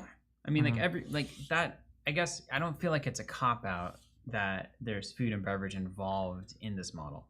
Yeah, I think the hard part though is, at least in America, I think in Europe it's a totally different vibe, right? Dude, I played so many great old board games, like dexterity games at these ancient bars in Belgium. But amazing. Like the inherent local and, you know, the restaurant / bar model in America is not a panacea of profitability. It's again transactional. It's turntables. But it's like you got to move people fast, and like that's the problem with a lot of the like board game cafe, more restaurant style models have is like people hang out and play for 5 hours. Yeah. And if you're start charging table fees. If you're a restaurant, it's like goodness gracious. Yeah. A lot of restaurants, you know, will close after lunch before dinner and then open back up, and like you can't do that if someone's in the middle of a board game. You can't just be like, all right, pack it up, we're gonna be closed for the next 2. I'm not saying it's not possible, and there are clearly people out there doing it, but it comes with challenges. There's definitely spaces that are restaurants that have other things that are built to be restaurants, and there's spaces that are built to be other things that happen to have food. I think about even the gathering place, right? The park here in Tulsa. And it's like, yeah, there's a little cafe, you can get stuff, but it's not built around that as the mechanism that you're supposed to engage with. I'm gonna read through the rest of these comments. Let's get to the news. Anything notable, Jonathan? It's all notable. Man, there's so many. Man. And I will say this. On the mount for World of Warcraft, okay? I would not have done that if it was a single player game. I would never have even considered it. It was the idea that everybody in my friend group that was playing with me got to see me on that mount. And when I was riding with them, hanging out, yanking noobs, I felt like my character was more representative of what I wanted that character to be. So it was about like achieving this level of identity within the game that was more representative of me as a player, and less, kind of milquetoast gnome. But if, like sorcery, for instance, let's say I've got this deck. I love this deck. And Jesse and I argue about what should be in it all the time. This is a Waveshaper deck. If on the Dust Store, every single sorcery card in this set had like an alternate art version that I could buy with Dust, and I went on a journey to make this deck all alternate art by getting all of the individual cards in it and enshrining it in this is my deck from the first set, and it's beautiful and nobody else has probably done it like this, I would do that in a heartbeat.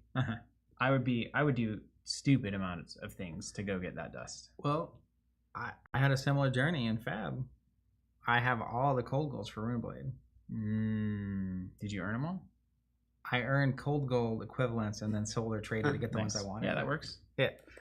Yeah, but that's a piece of identity, right? I lay my equipment down when I play Runeblade, and it's like that would be the achievement for me. Is like sparkly stuff, you know. This represents me as a deck, and then I took the time to make it perfect. Yeah, but like some people want the cold golds because they're worth a lot of money.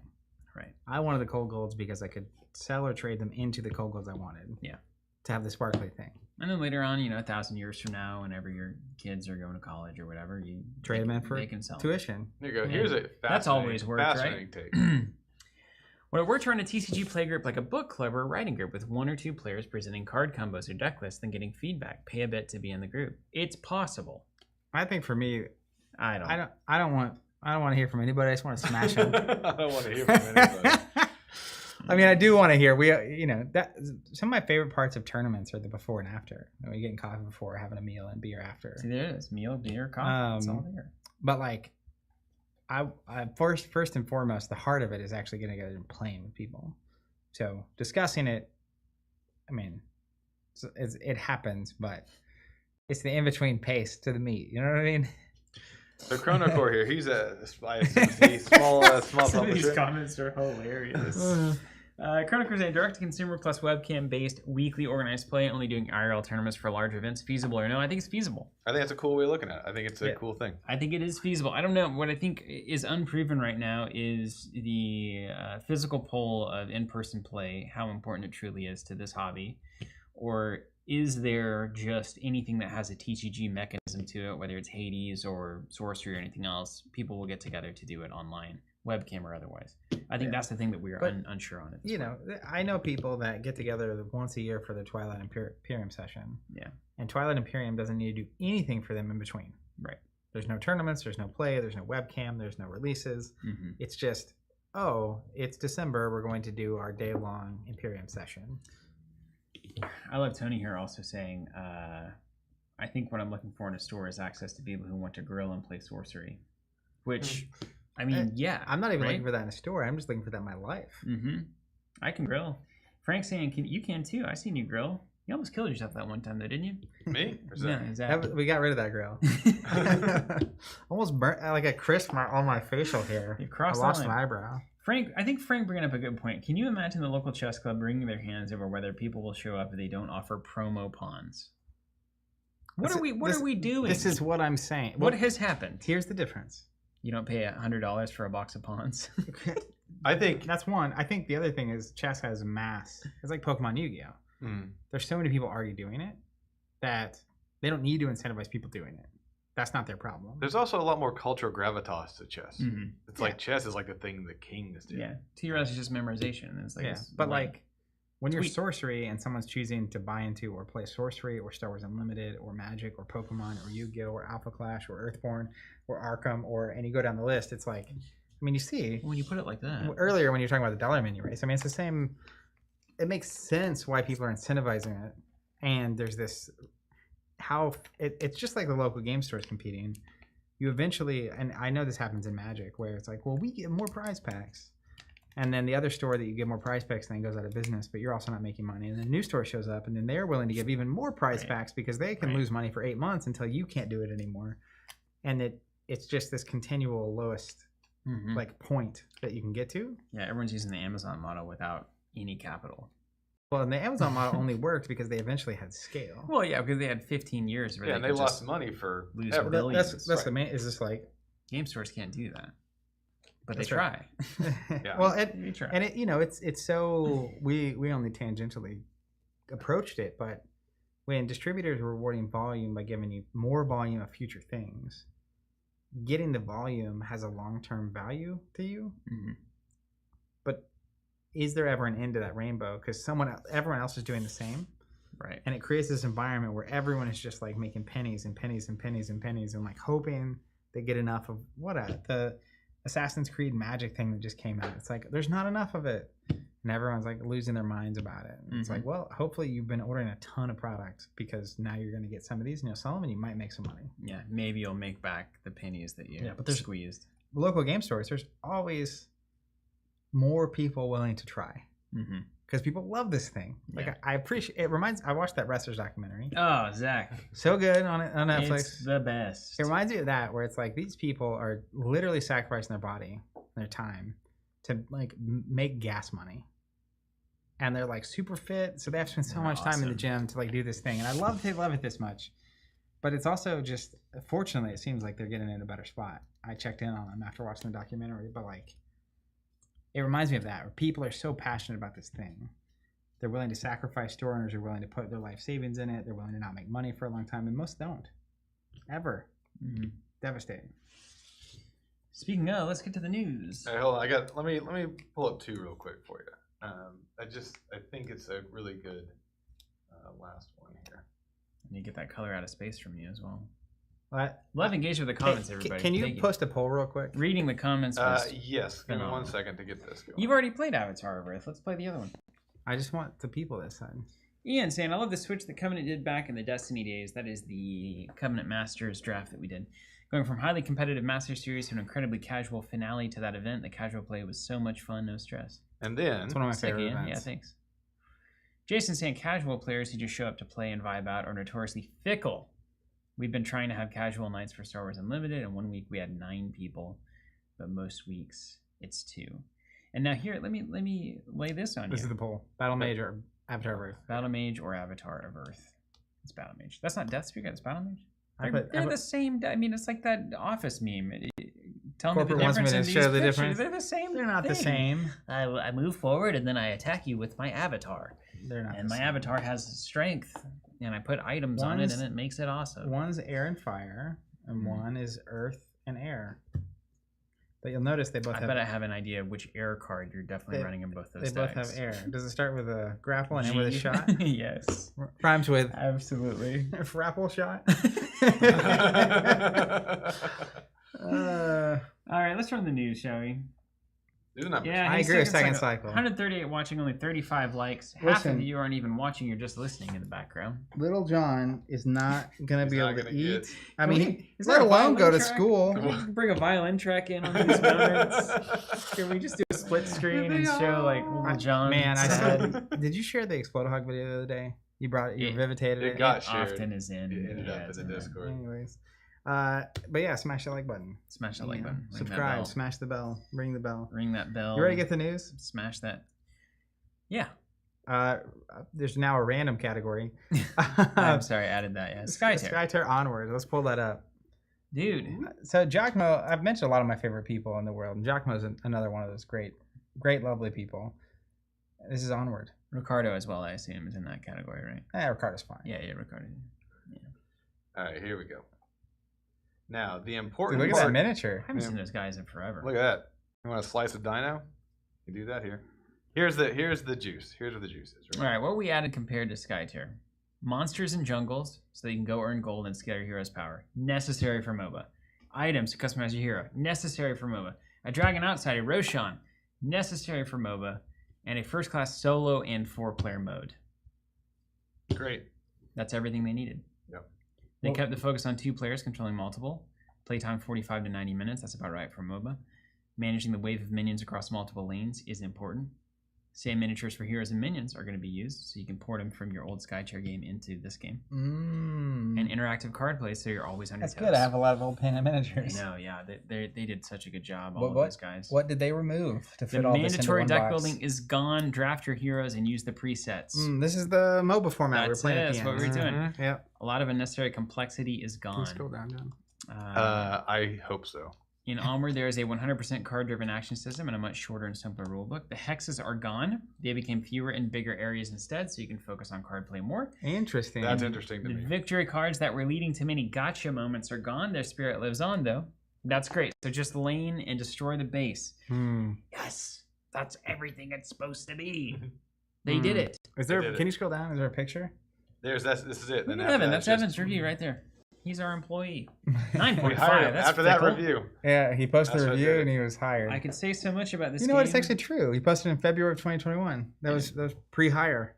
Eventually, I will on my YouTube channel. He's our competitor. What is it? Hold on, Being let me make a Friends, note. I think is their channel. Is he posting any new content? Check out Being Friends. See if is he sniping our SEO. I don't think so. You're gonna find like a bunch of like Covenant swag in the back of the shot. 4,600 subscribers. Yeah. There it is. Also, quick subscriber update for all of y'all out there. It's 37,000. the same. The same. Okay, so 57,000, 37,000. We lost 4 this month. 57,000, is that right? Or 37,000? Their last video We got was over 50? 2 years ago. The last stream was a year ago. So. Okay, that's reasonable. A year ago, he was on staff during that last stream. Yeah. What were they streaming? I don't know if he was on the stream though. What did they stream? Robinson Crusoe. Okay. That game Just a reading? is a grinder. Oh, it's a board game. Nice. Battlemage for Zach. Okay, you're playing the Battlemage. Let's do it. Onward looks great. They have over 2,000 already watching. That's Alex crazy. asking the important questions. The promo for liking the stream. Alex. I don't even know. There's nothing clever I can say. You already out clevered me. That's a good. You know what? Alt-Art exclusive promos for subscribing. We can make that happen. Yeah. You know what's sad? Would there be more subscribers? I mean, that's what people do for Kickstarters, right? Here's this exclusive promo if you give us the money now. Same thing. It's all the same thing. We So, got exclusive promos with our If anyone wants to subscriptions. dive deep into this, We're all playing the game. hold on, where is it? Where'd it go? We're all playing the game, dude. I know. If you guys- I wasn't. It wasn't a judgment on me. It's just a sad marketing. reality. If you look up there, here, where am I? If you look up schedules of Sounds like the most reinforcement, the boring psychological idea, schedules of reinforcement, particularly the variable ratio schedule. It's used in a whole bunch of mobile games, stuff like that, but it's the human deal, man. What are you talking about? Variable ratio schedule. What do we do? Does that mean we pull turnips a bunch or something? Festivus So the variable ratio schedule is a schedule of reinforcement where a behavior is reinforced after a random number of responses. This is the schedule utilized by lottery games. Mm-hmm. And it results in high, steady rates of response. So basically, in this example, it says if you were to give a kid a piece of candy for every 5 pages they read, they would know every 5, and they would do good. But if you did it for the first 5 pages, then the next 3 pages you gave them one, then the next 7 pages and 8 pages, that reinforces the behavior much more strongly. Really? So And they know all there's a humans work reward like that. coming, but they So don't know when. If you were low on OP support, you could just roll a dice at the beginning of every tournament. You would still have the same number of people seeking it, but like half the amount of prize given out. It reminds me of. I mean, it's the same thing Lottery happens tickets have never paid out. when you're like training a dog, right? It's like every time they sit, you give them something for a while until eventually you're like, not every time you sit. Very right. But they're But just sometimes. they're like, I need to obey because the treats come here. I haven't quite figured the system out, but it's happening. Huh. Someone's saying that the promo for liking subscribing should be the Cowboy Hero Zach Alt-Art. Yeah. There you go. We're all just dogs. I'll tell you what, if we get to 100,000 subscribers, the world is endless. I mean, I can imagine what kind of promotional thing we would do if we got. Well, Actually, if we got 100 net positive subscribers in the next year, it would be a miracle. It would be. Just break the trend. all right. So here's let's incentivize. If we get to 100,000 YouTube subscribers, what are we doing? Are we hosting a subscriber party? There are not 100,000 people in the world who like what we're doing. It's not even possible. I mean, we'd have to do other things. Yeah. But then, are we really doing it? You know? I think there are lots of. We talk about it all the time in terms of like, how many people actually want a 3-hour live stream? And I'm being generous. They with want 3. Board Game Bros. Yeah. So Look, then ship it. Dude, Jeb just kidding. posted this when you said that. Game Bros series. They want Board Game Bros, dude. They want Board Game Bros. The world wants board game. You bros. wear that backwards hat. Can I wear the cowboy hat? Yeah.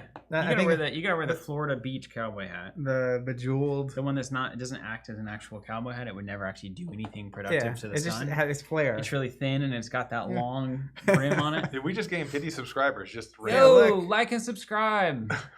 Play Catan. I feel like every time we say smash the like button, a picture of Steven like this should come in. He's like pointing down at the like button. We need 100,000 subscribers so we can go to Germany to Essen. There's literally, well, all right. Passing on. I'm gonna go past the random news section. That was it. We We did it. Yeah.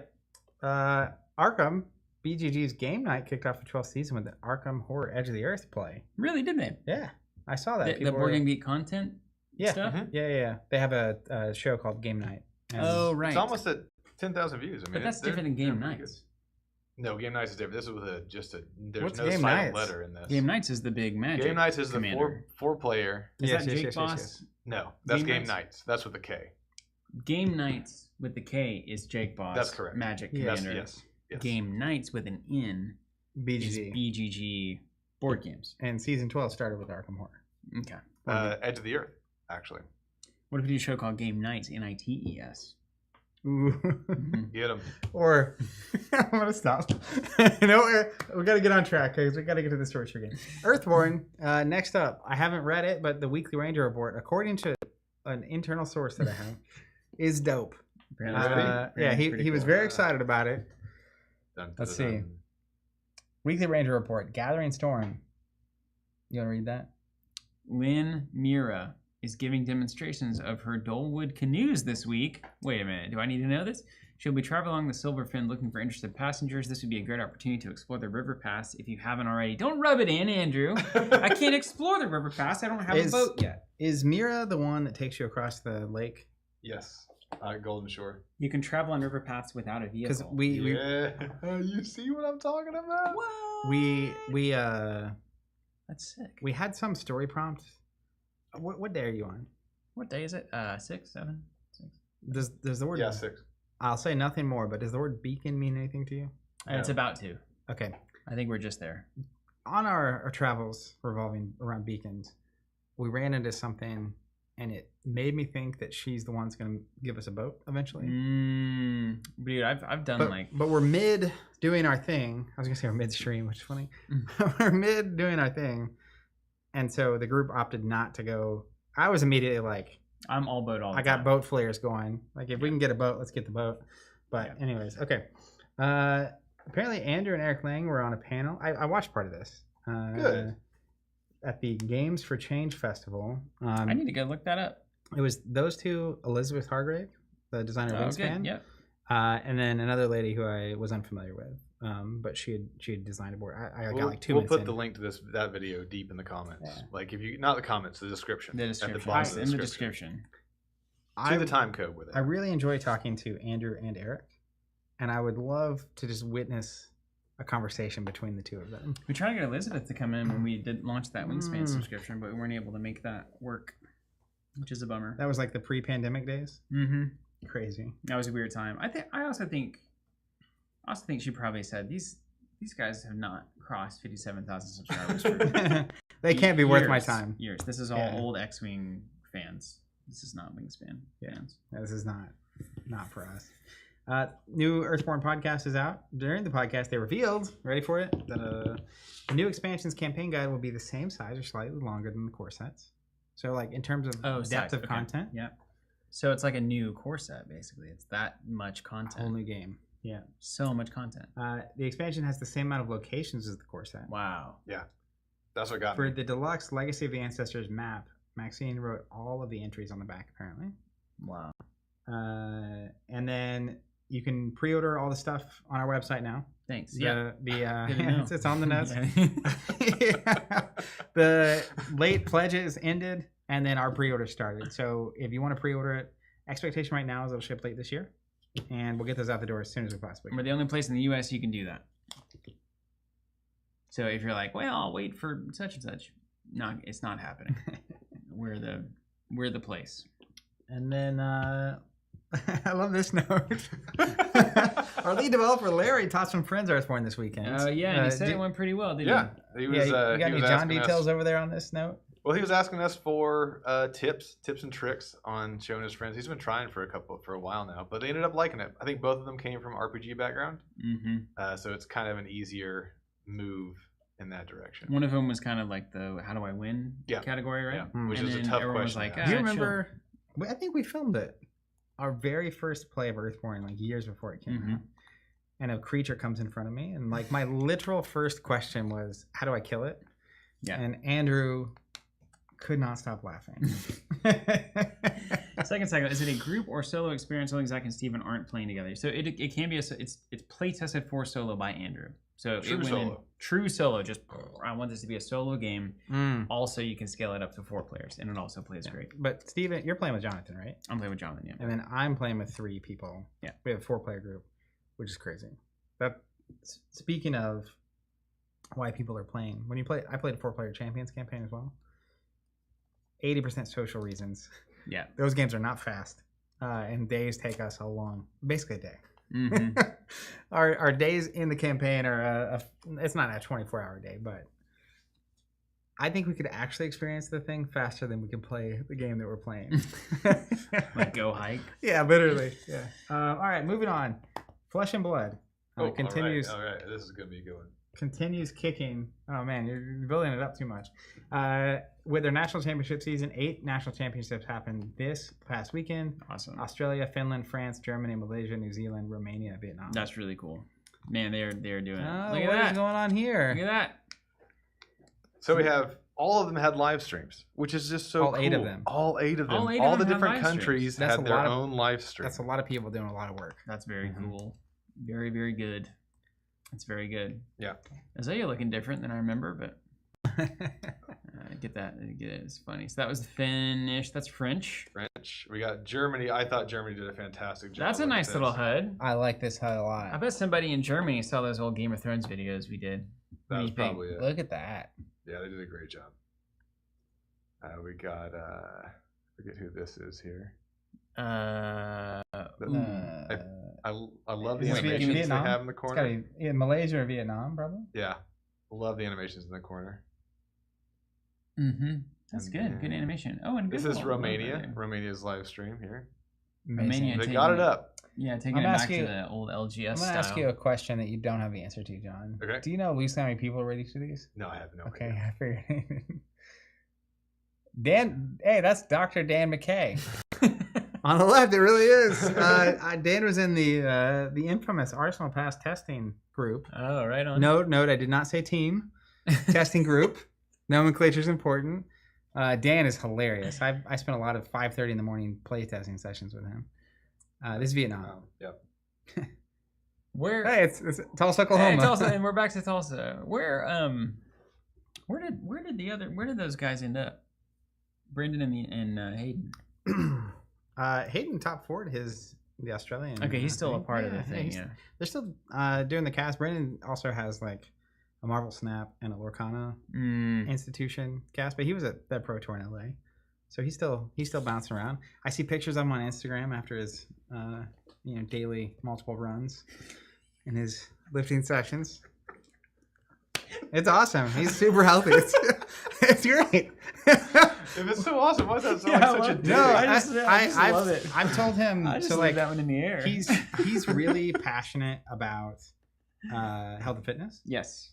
His story's a And good one. I've told him, I've told him 100 times. If you would listen to this, Brendan, I'll tell you again. Brendan's not listening to this. He's not. We were No, a blip on his radar. Someone might link him to this section, and then here we are. But He used to text me every now and again. I don't hear from him anymore. we stopped playing Fab, so he just had no use. I for know. it. It's as if friendship can't transcend some card game.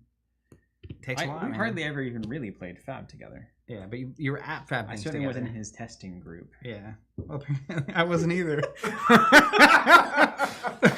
But real talk, he has a lot of knowledge and a lot of passion about that. And I tell him over and over, it's like you do all this content for these things that you are passionate about, but not on the same level. Yeah. And it's like, just get in the Hell of Fitness game, dude. Yeah. Like, be a TikToker. And he did the Fab Fitness hashtag challenge thing, and it was just like, it's right here. There's a huge community of people. He's there. He's waiting. He's good looking, and I think he pull it off. That's what I'm saying. He's got a good story. He's a good looking dude. Charismatic guy. Good on content. Charisma. I'm telling you, all the pieces are there. Yeah. The only thing that's gonna let him down is his personality. That's the. Just jabs. No, man, I haven't through seen him in thick and forever. I really thin. want to see Brendan again. Love Brendan. I had a meal with Brendan and Hayden and Sasha in LA, and it was great seeing them. Nice. Yeah, great. Yeah, great Sasha too. I never met Hayden. That is fascinating. I don't think I ever met. I think maybe makes sense. he was in a distant room. You were at the early US stuff, but you didn't go to Orlando. No. And he was at Orlando. That's where I met him. Yeah. But then he was at all the majors after that, like Worlds and Pro Tours and stuff. But I don't think he went to. I just met Brendan and Dante from back when Dante disappeared. Dante's gone. Right? He's in the cold, dead north. I haven't heard now. from Dante in years. I hope he didn't pull one of those American Dreamer things or whatever, where he goes out into the woods. I don't think so. I think he's just went back to Canada and got a good job and like moved on. You know. Yeah. That's how they're saying. Actually, All right, Dante, next if you up. can hear me. Yeah. Hey, Dante. Prism Mike's still around. Is he? Prism Mike's, he's great. Is he winning? I don't know. I mean, he wasn't doing bad. Like I saw him at Worlds in November, and I think he was like one game out of the top. The cash.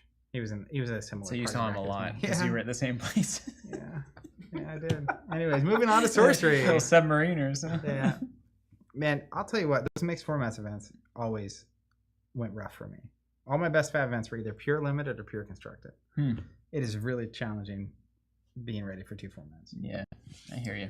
Sorcery announced a new Mulligan rule. Oh, let's hear it. I love this. We wanted to reintroduce a bit more risk to your opening hands, and wanted the decision to be dramatic and meaningful, and also we want to be able to scale effectively with future sets. Yeah. New Mulligan is 3 cards across both decks. So you draw 3 and 3. Love it. Used to you can mulligan any number from each. Now it's just 3 total. Because I build my site math, as I'm sure you do as well. Many of us do off of the geometric calculators, and I know that I can pitch 3 at the beginning. Yeah. And so I basically factor in the first 6 cards of sites. Can I find the one that I'm looking for? That was in the limited/draft that we did at SorceryCon 1. That was a huge part. I was playing 3 colors most of the time, and so the ability to mulligan, knowing that it's like I only have 3 fire, it's like if I don't see any fire, ship them. Ship it all. Because I want to see one of each, and that's like by turn 3 or 4, I probably have seen 1 of each. If I mulligan 3, but if I see fire, I keep the fire. Yeah. We're off to the races. So. Yeah. So that makes combo decks a little less consistent. Your roots and stuff a little bit less. So that's good. Avatar health has been clarified. Starting health is your official max health. Yeah, we all knew that. They're just some people out there. Golden rule, right? Yeah. It's like you can't possibly be at 40 health. Like this is just not. This is grotesque. Somebody get Dennis on the phone with that one. No, dude, that is a total Dennis. Well, thing. It's a starting health, but nobody said it was max health. Yeah, and he's like, I maybe I can't win, but I'll never lose. Come on, Dennis. What's up, Dennis? Where are you? Playing Star Wars Unlimited tournaments. Is he? Oh yeah, yeah. I get Dennis weekly on the grind, dude. I get weekly texts from Tim about either winning or losing to Dennis. Oh, great. I know. Yeah, it's like, Saturday at 3 p.m. Tim must be playing Dennis. And then Eric Serioso revealed the Frazetta Death Dealer 2-player map. There it is. You've seen it. Will be available exclusively to tournament champions at our biggest showcase events, where the Eric Serioso team is in attendance. This includes Gen Con, Spiel Essen, and, of course, SorceryCon. Part Deuce. Part Deux. I bought our tickets for SorceryCon. Our documentary is underway as well. That is what I'm talking about. Right. Yeah. That is, I'm so excited. Jonathan was showing us clips when we were there filming, because you did so. I mean, how many hours of footage are in there? 7 hours of interviews. No, just total hours of footage from that weekend. Total hours of it's like 30 or 40. Innumerable, but I do not have that. It's a very large number, right? Yeah. Anyways, he was showing us clips all weekend, and then it's been a minute since we went. Mm-hmm. That was February, right? Yeah.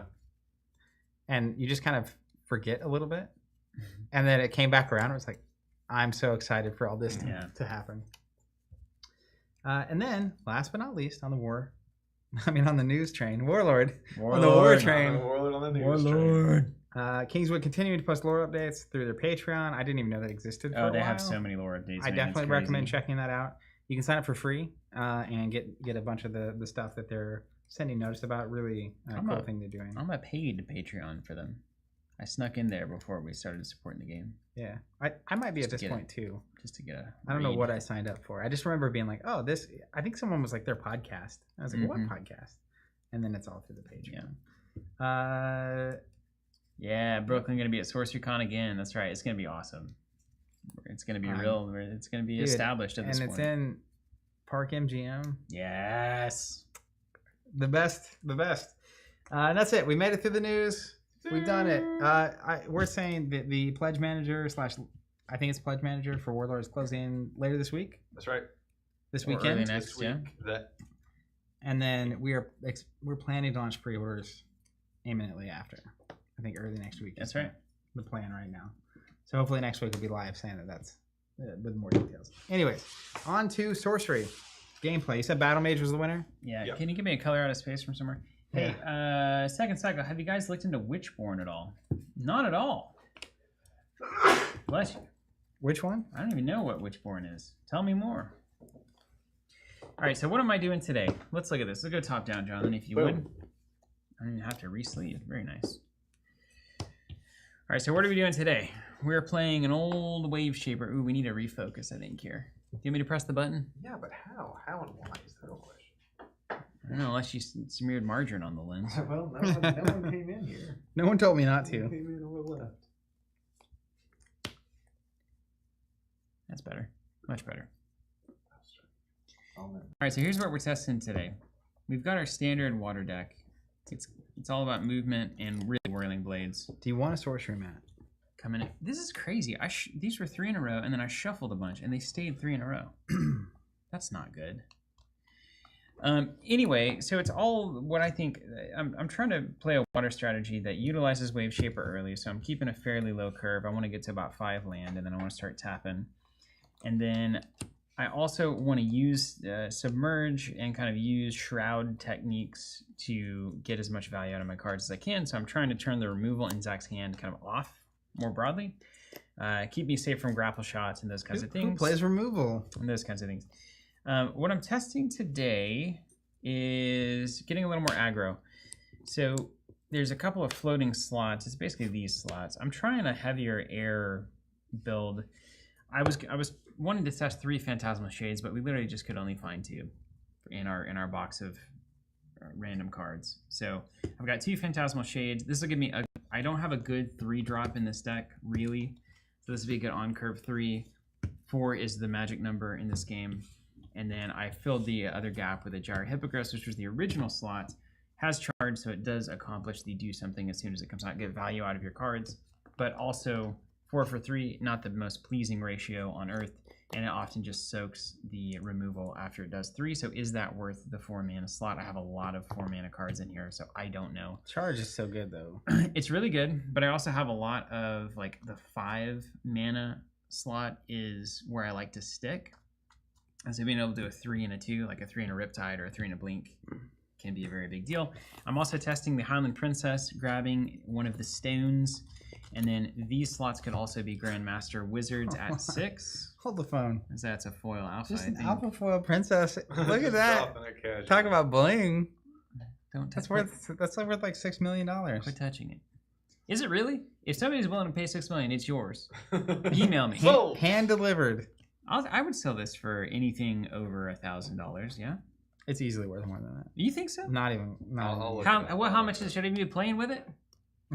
Hold on. I mean, Now the Listen, Zach open I'm container building been out. around. it's a little steep for my blood that you're playing it, and I play some crazy things. okay. Well, then we're cutting it. I mean, what are we doing here, man? This is crazy.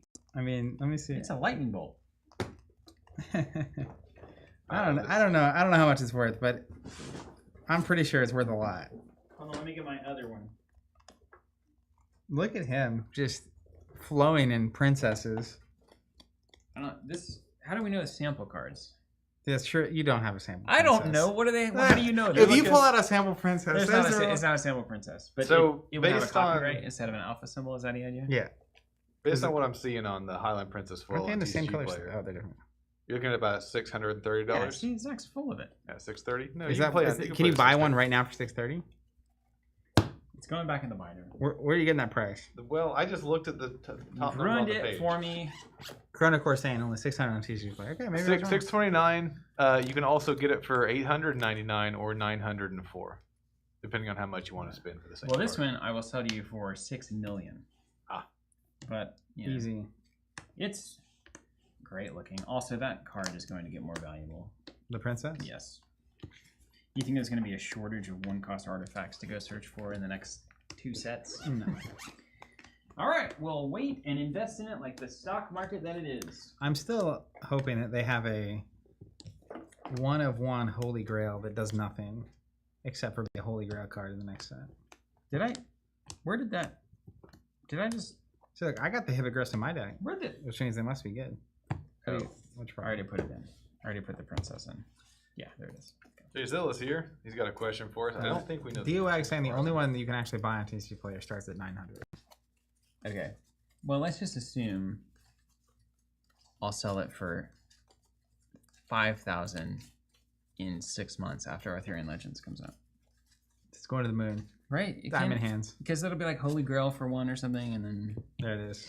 Anyway, I'm going to see if these cards are worth anything. They probably won't be. I do like the consistency of the Grandmaster Wizard in the slot at 6, because if you get into a long root style game, it's nice to be able to have a draw 3 cards button. Because as we know, if you're not playing the Sorcerer, it's a complete pain. And did you take the Grandmaster Wizard out? Yeah.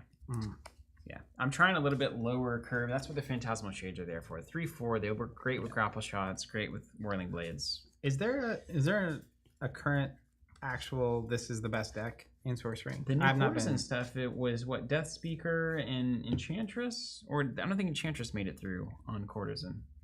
The most recent Isn't Roots the one that everyone's trying to beat now? There was a Roots deck versus something else. Roots is degenerate. We all know it. Yeah.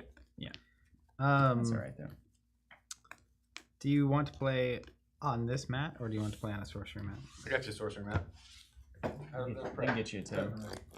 Get your toe by Look, see, I never understood Phantasmal Shade. Yeah, see, the thing about Phantasmal Shade is it does 4 damage. That's all I need to know. So, like, even though it loses to any strike, you don't play it in a way that it's going to. So it's not anytime it takes damage, anytime it takes a strike. And when you have Blink and Riptide and stuff in the deck, it's pretty easy to... We got close. Wow! That's good. I think you can see everything. Can you see everything? Oh, cool. Wait, no, that's wrong. This comes back. Yeah, because this is the slot, so you'll still be able to see it. I want to put a card here.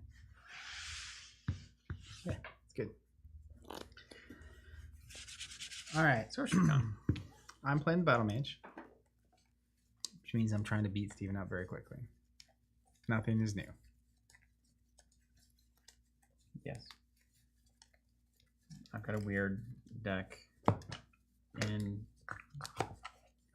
you've got a deck that is pretty good. An absolute classic. Although I did, this one did well last time. Yeah, I wouldn't undersell your Beat your Avatar of Earth capacity. Which is nice. Floating Skull saying those playmats with one of these emojis. I've taken out the free cities, which don't tell Jesse. He will literally freak out. He loves that card. As he should. Yeah, you should, but at the same time, man, I need bodies of water. So we get a Mulligan 3. Yeah, just Total. 3, see? It's hard already. It's already getting them. Actually, it makes the game better because it's less excruciating to decide. It's almost like you should always pitch 3. You just find 3 to pitch. Yeah. Yeah. I do love little levers like that. I'm gonna that you can pull. Mulligan 1 Atlas card. Did you draw yet? You just Mulligan these 3. And what you cheating? I'm notorious for cheating. Mm-hmm. I'm notorious for not understanding the rules. Yeah, we'll play itself out. Okay. Oh, nice. Oh, you want even, Steven? Very nice. Very nice. It was odd.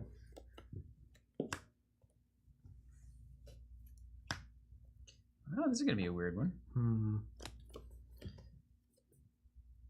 What are you playing? You're playing a Battlemage. Yep. 3 strength, 20 health. Tap, player draws sight. Whenever Battlemage attacks and kills an enemy, you may draw a spell. What could go wrong? I'll go first, I guess. Okay, I'm keeping these. I don't know if I want this or not. Yeah, I'll keep. You know what? I want to see it. Let's just take a look at it. So we had one Mulligan 1 card and Mulligan 0 cards? I'm Mulligan 2. One from each there.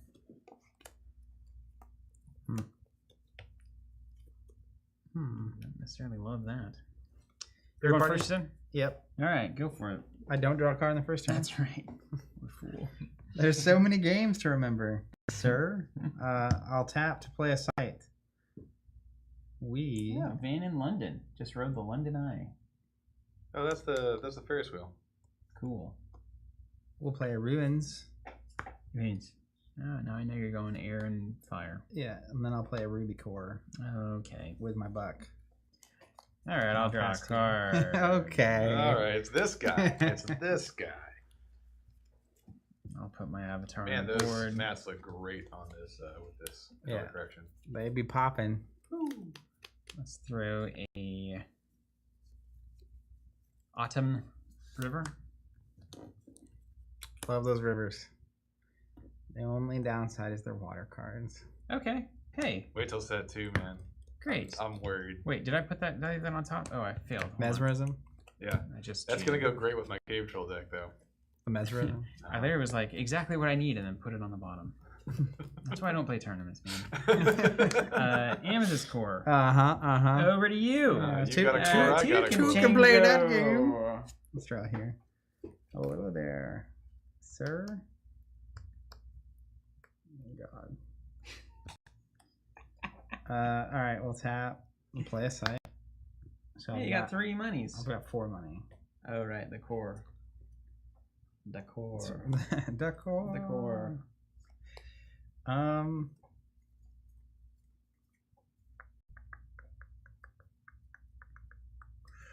Just gonna play a Crown of the Victor.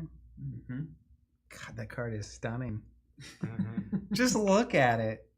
That is absurd. Sorry. Then I'll pass. Okay. We'll see if you're gonna play your dumb undertow right there.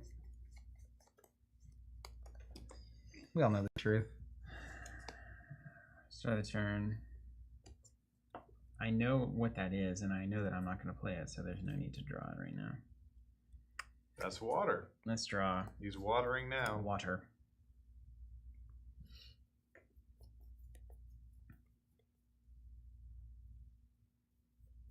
Ruins have threshold. Right? Yeah, I think he was just giving you the business. Yeah, man. Come on, 30.5%. Unbelievable. Just ridiculous. That's the question. I think the cores are definitely balanced. Like I'm actually dubious on their viability. Like if you see them early, they're good, but late they're just so bad. Unless you have a deck that's just trying a ton of cards. But I don't know. They're going Lighthouse there. Are you scared? Yeah, you typically just want to get away from Battlemage, like early. I don't want to get a grapple shot from downtown here. Like, because we know, I mean, like it's obvious that's, you know. And then I will play Riptide. I'm gonna pull here, and draw a card. Smart. Over to you. This guy knows what's up. Let's try here. Okay. We played some sorcery, you know. We played some sorcery. Let's tap here. Play here. So I got 4 resources. Is that a ruins as well? Ruins. Ruins. Then we're gonna play a Highland Falconer. Cost me 2. Genesis, you can search your hand and spellbook for a beast with airborne and a mana cost of 2 or less and summon it here. Is it gonna be the Scarabs? Have you played this game before? Is he gonna choose the Scarabs, or does he have the Falcons in there? Have the bats. And the Bats. Palabere. Just get my options out. You got to. You've got to. What's the condition here? Airborne? I love those Scarabs.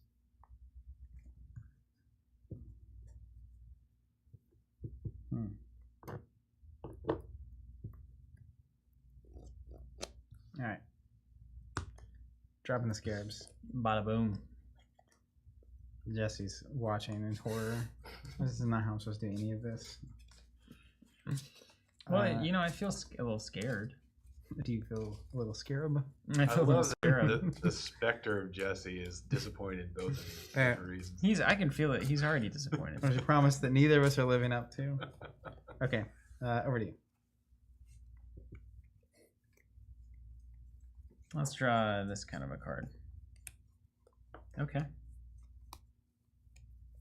We're gonna have to work through this together as friends. go on. So I mean, yeah, would you really toss a scarab for that? Yes. You got to get the value out of scarab before they get drowned or buried or some other insanity. Mm-hmm. Just ship it immediately. I would send the scarab into your avatar. I believe you. Just 4 damage. Let's go. Mm-hmm. I'm here for a good time, not a long time. I believe you. And I think I'll take 4 damage for a card. I think that's kind of the rate that I'm looking at. Let's see, I just gotta decide where I want this. This seems good. Yeah. Okay. Let's go. Boom, da boom, da boom, da boom.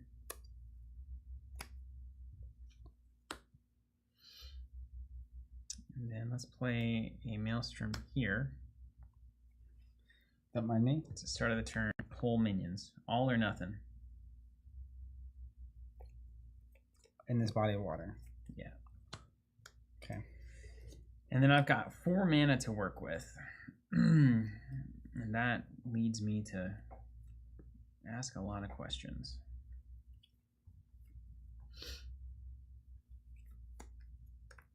I'm just going to go Phantasmal Shade over here. Don't mind me. So 3/4, if it's struck, it dead. Oh, once it gets hit, it disappears. Yeah. Cool art. And then a cool card. Yeah. Those knights down there. Such a cool card. Santiago Caruso. Okay. Yeah, everybody. Okay. Draw a card here.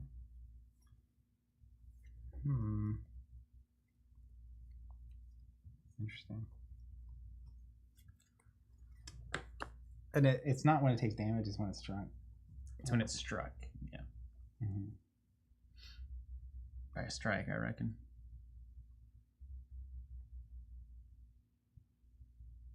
So I guess you could do that.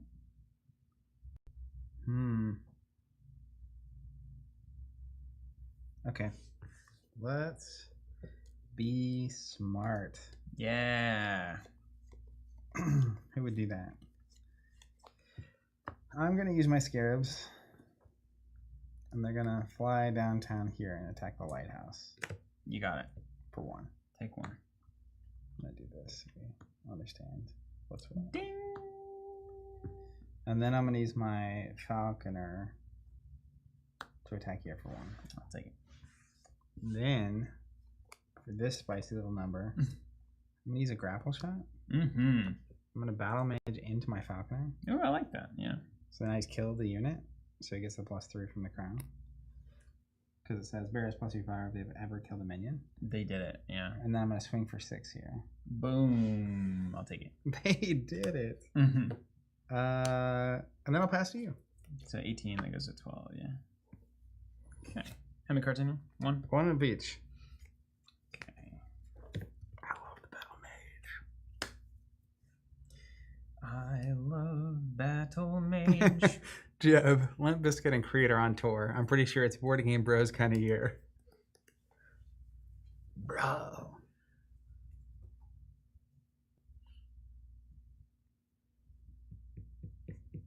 Just gotta read this card. Can you choose a site in the body of water? Flood a site near your body of water. Can you do so again? Yes. Yeah, yours would count. And a minion is not an avatar, but a minion and an avatar are both units.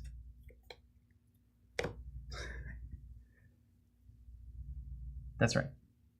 Yeah, unit is the Just overarching word. make Yeah, sure squares and you're right, rectangles. yeah. Yeah, beautiful. This Waveshaper looks awesome. Looks good, doesn't it? Okay, at the start of the turn, I'm going to trigger Maelstrom. We're going to pull in each minion 1 step. There's just the 1. Oh, and I need to draw. Oh no, my bugs. Do I draw before I do that or after that? Do you remember if we draw? It's at the start of. Is it start of turn triggers and then draw, or is it draw and then start of turn triggers? Is drawing not a start of turn trigger? Yeah, maybe so. Anyway, that's happening, and then we're going to determine. I'll go ahead and draw. Seconds like I was saying, the sound just went way up, right? Yeah, we're trying to work on it. Okay. Got it. Got it. You gonna punch my bugs? You're gonna punch my bugs, man? Okay, let's play. Jayzilla. Battlemage is a total unit. See then, if you that's your card draw situation. That's acceptable. Let's go floodplain here. That lets you flood things nearby. Yeah, you can flood things nearby.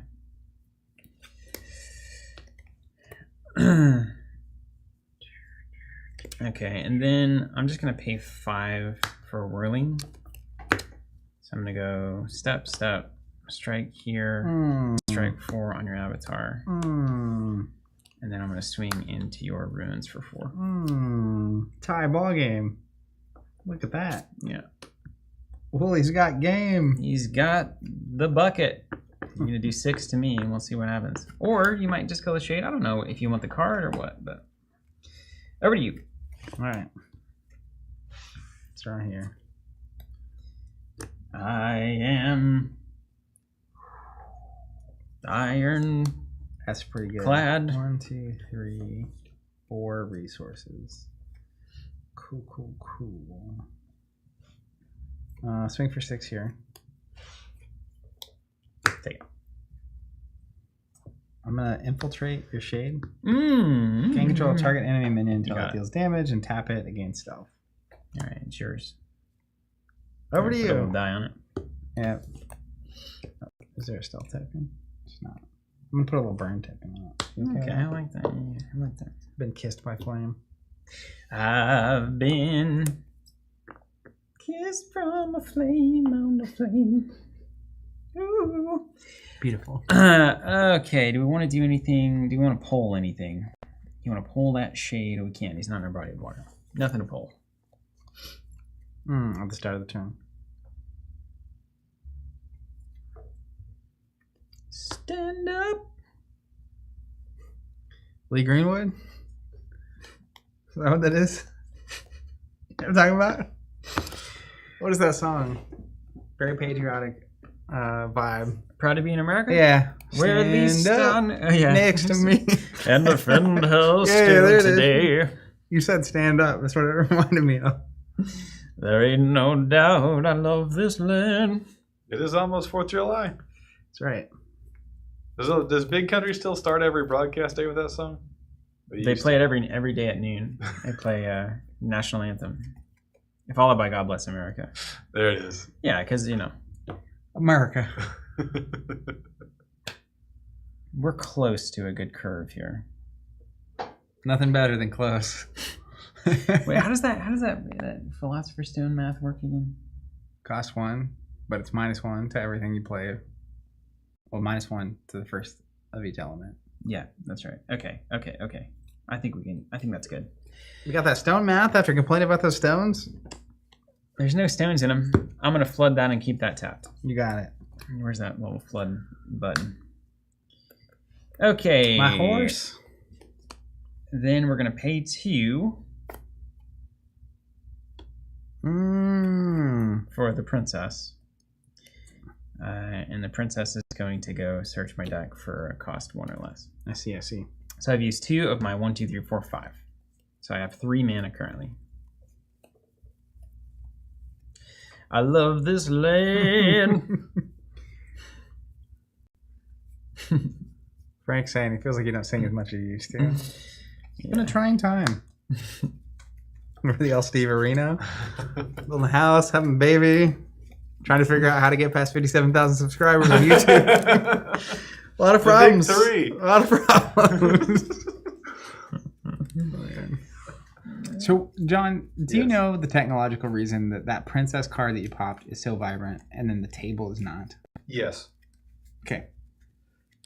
Good news. Is that intentional? This is a vibrant shot too. So, well, that shouldn't be. This should be the same as the other one. This shot looks bad, and I don't know why. So you don't know the reason. I don't know the reason why this shot looks bad. I know the reason why this looks different than you. Because I'm only applying the color correction to the cameras. Not to the card. Feed, not the card. Now in produced videos, I apply it to the card as well. But because of the way that things are set up, I can't really do that. Gotcha. Here. Philosopher's Stone there. Does the stone, the first spell you cast each turn, doesn't matter when the stone is played? Is that accurate? Like you've already played an air I've already card. played air card. Yeah. Okay. Got 2 left. Jay Zola. Bring in some beers and a charcuterie tray, and Steven will serenade us for hours. Yeah, that's actually accurate.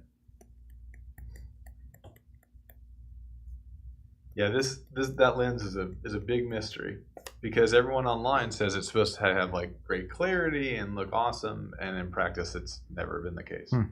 Oh shit! Gotta be careful here. All right, I'm gonna pay 2 for an adept illusionist there. Can't see him. Real adept, man. Oh Lord, that's amazing. I'm gonna go get the other one, the real one. You want to put the other one back in your deck? I can't. I'm about to go search for it if you don't kill this. So we can keep it easy, or I can go get this proxy soon. Can you tap this when you play it? You can't. No. Yeah.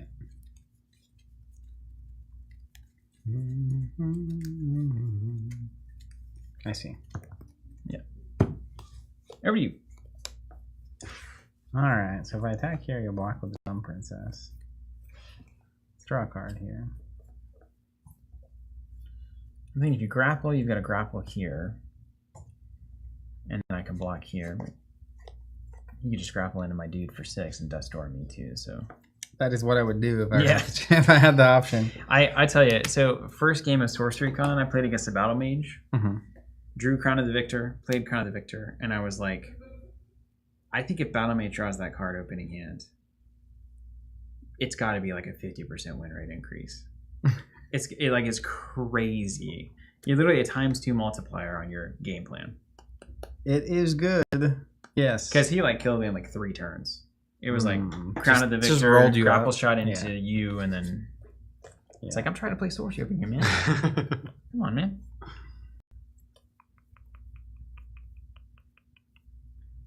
We're in Tap City now, which is good. It's just a matter of, is it enough? Its current state.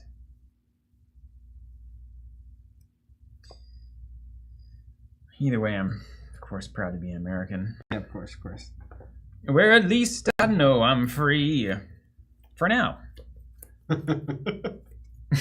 Things change. Jesus. You know, I remember very vividly getting on Facebook in college. Oh yeah. And being like, hey, this is great. This is awesome. Yeah. How is this ever gonna go bad? It's like this is gonna be the leader forever. This Facebook is gonna be I can't envision a future where it goes the hero's down. journey, Jonathan. I know.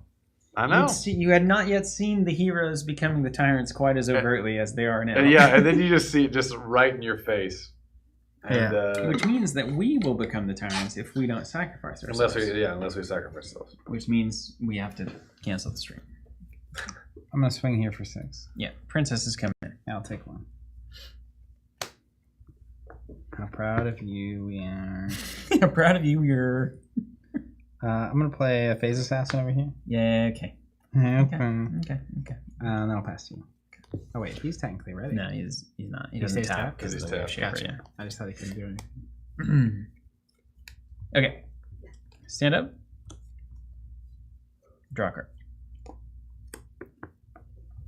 Interesting. You gotta keep that shade tap down. It's great. I guess, does it stay tapped until you have to keep tapping to do that? Yeah, every time. So your next turn it would stand up and everything would be fine. Gotcha. But I can just because I'm on mana land over here, I'm gonna be tapping something. The only thing is, would I have rather played a land here to tap the Phase Assassin? But I really wouldn't have. rather done that. Yeah, 4 damage shade is not ideal. Yeah. And it's like, do I want to keep it that there? I probably do. I could sacrifice Phase Assassin to the pony there. To the pony? If you draw a grapple shot, like it's all bad, you know. But we gotta play around these cards. I mean, grapple shot is bad. That's the name of the. If I get grapple shot, you got a lot of problems. That's the name of the game. Okay, then we know what we have to do. Jeb making a good point here. What's that? If your Adept Illusionist had been in your deck, you may have drawn it. It was in your deck, though, right? You shuffled it in? Yeah, I shuffled it in, yeah. Play by the book. We're gonna shoot him with Gavin, dude. Why does it lies? Play it where it lies. All right, let's go get another Illusionist. And let me tell you, you are not going to forget what this card looks like. The John Cena. I can put it nearby. I see. Cool.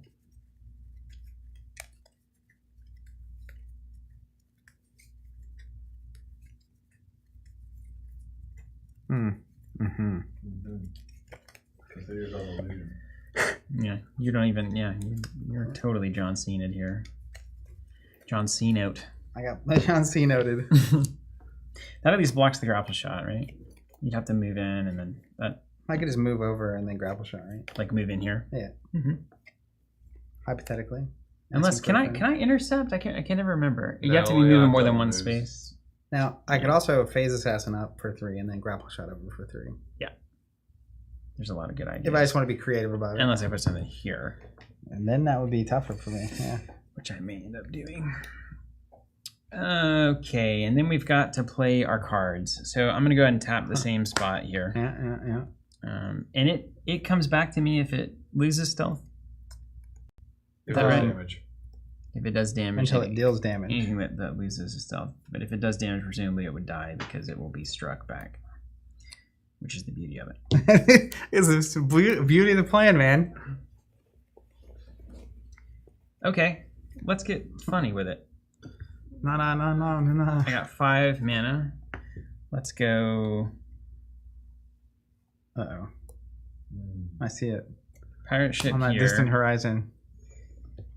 And then let's go Sneak Thief here. What is happening?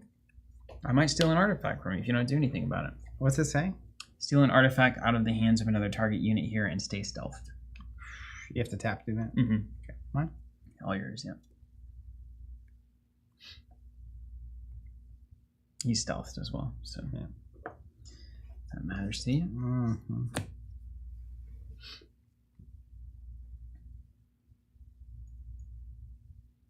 Oh, I'm an idiot. That's always good. When I murdered the princess, I forgot a key part of my game tag. Oh, to draw? Oh, yeah, it's okay. You can draw it. No, it's too late. Play it as it lies. I'm just now understanding. I just want you out of my face. It's like in Warlord when you play those dudes in my ranks. Just play the game the right I'm tired way, of these aggro decks. Like we're trying to build a map. We're trying to play money maps here, and you're playing a rush deck. No rush 20, so, man. If my Phase Assassin has stealth and I attack the location, you can't block it. That's right. Yeah. Yep. Then he becomes unstealth. You get 1 swing. 1 swing, 1 opportunity. Mom spaghetti. Eric spaghetti. Tony in the chat. What's up, Tony? Tony was talking about water decks over the weekend. He's also he was calling for the Sneak Thief. A water player. The Sneak Thief showed up. You have 1 card in your hand. Yep. Yeah, that's where the money's made, isn't it? The quintessential card, some would say. The card that's finally going to do it all for me. Could be a whirlybird. Could be a grapple.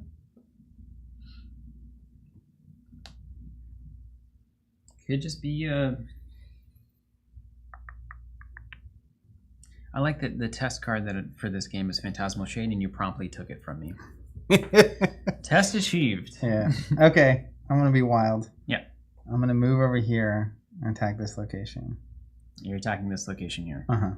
Okay. For 6. I'll block it with this Illusionist. Yeah, I'll take 2. Yeah. And then...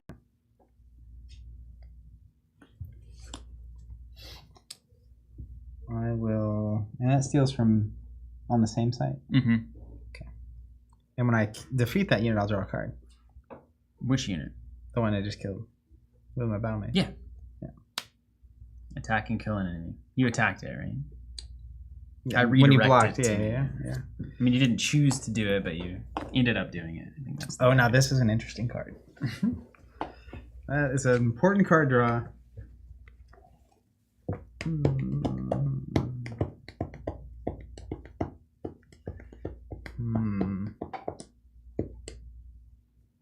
What could go wrong? Okay. I'm gonna swing here for 3. Can't, but gotta take it. Okay. I'm gonna Chaos Twister. The pirate ship. Yeah, that's pretty good. 1 foot, deal damage equal to its power. How many power is it? 5.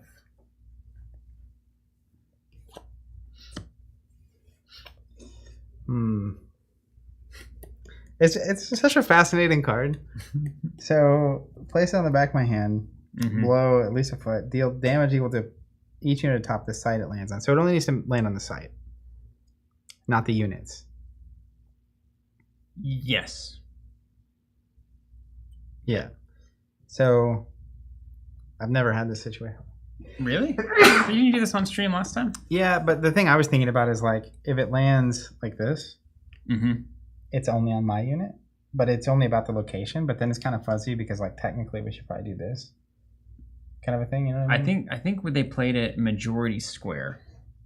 Okay, this piece. Yeah. I dig that. And then it's like if it was out at all, I think it counted as void.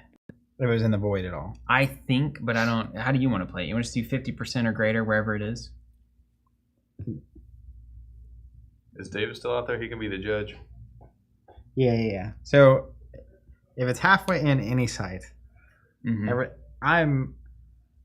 wherever it's majority in is what we call it. So if it's halfway out in the void, it's in the void. I mostly just want it to not go in the void because I want the pirate ship to die. Yes. Because if you miss the void, the pirate ship doesn't go anywhere. That's right. Because the spell fizzles. Now, if you go here, it fizzles too, right? It's got to be on a site. Is that what it said? It says to each unit atop the site it lands on. But I don't know. Yeah, so that it wouldn't fizzle. It only fizzles if it's out of bounds. Like out of bounds? Yeah, definitely. All right. It always works, I think, on the pirate ship. But you might also get a 5 somewhere else, like on the Apprentice or on the Waveshaper, but it would hurt you too. You'd take 5 as well. But the Waveshaper would go to death's door, and we'd be all happy about that. That would be good. Yeah, that would be hard to deal with. What I don't want is to like just kill my own units. Yeah. All right, here we go. Does this look like a foot to you? Yeah, easily. That's way over a foot. Okay. So I did exactly what I didn't want to do. Killed this. But we at least killed the pirate ship. Here you go. All right, well, that's one less thing to worry about, I guess. All right. And then I will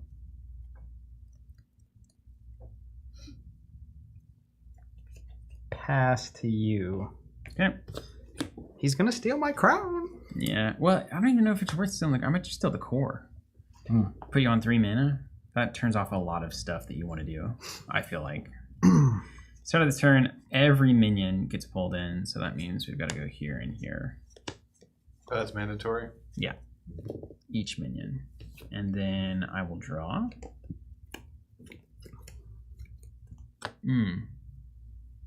That's good. This is good.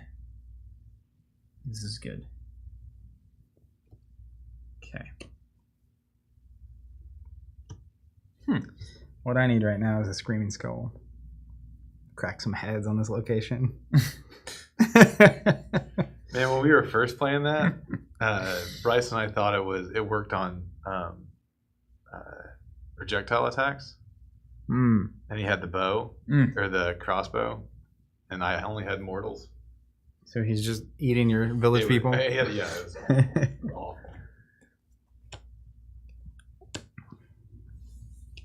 I guess the thing I've got to think about is it worth running away? Like, do I gain any bravely advantage? ran away. You got blockers. I've got tons of blockers, right? And I know you could have lightning bolts because you're playing area. Oh, apparently Maelstrom is May. But once you May, it's each minion. Yeah. You can either do all or nothing. At the beginning of your turn, you may pull in each minion in this body of water one step. And I think it was ruled that if the Maelstrom is activated, it pulls everything. Not. Because that makes sense, right? If there's a giant sucky ocean thing. I mean, look at it. That one, but not that one. Yeah. All right, let's go ahead and I think I'm going to steal the core. That has the biggest chance, I think, of slowing you down. Taking me, Ruby?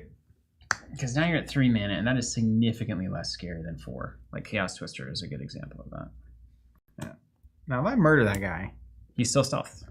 But yes, you can try to murder him. He's going to keep collecting a bag of goodies, though, if you don't. Yeah, and technically, he's got it, not your avatar, right? Yes, he's got it. You're fine. I'll put a little sneak thief pile over my here. My own loot goblin. Yeah. Okay, next up.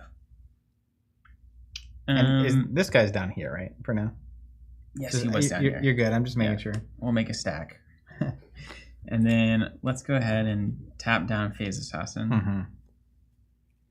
Does this move? Yeah. So that becomes flooded. I'll put this guy on top. And then you're at 9. And I'm going to play some cards. So...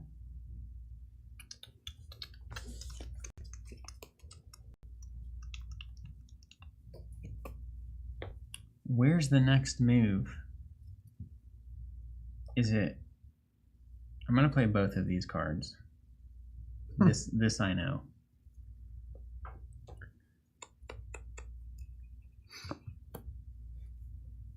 I'll go sorcery. It's so fun. It's minions only. It's classic.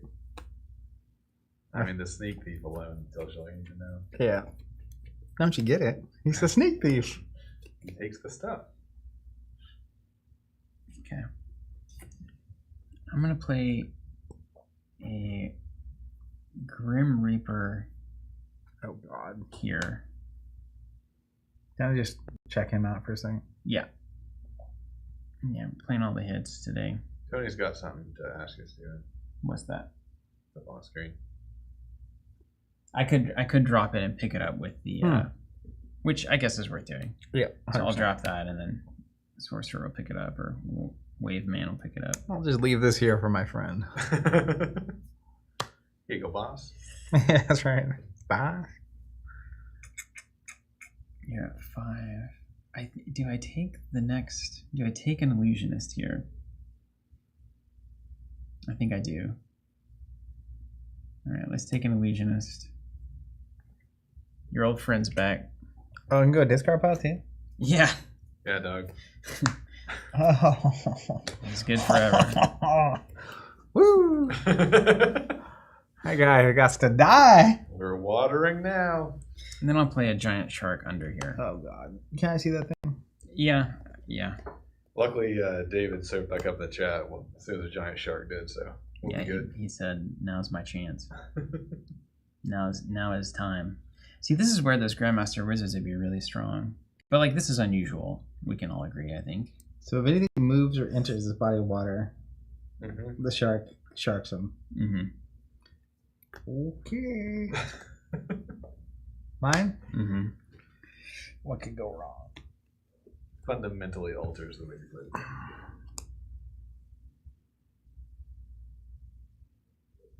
And I can't remember, like, if I move to block, do I die before I can block? I think I asked David this exact question. Yeah, I think there's a whole section in the... yeah, David's right. If that's the case, I need to play the Illusionist here on the stacky. That's probably what that means. I believe that's what that means. Okay, let's do that. I've got a blocker up here. It's an illusion. It just looked like it was on the other land. I got one blocker here and one blocker here. That's what you need to know, I think. Oh, can't you see?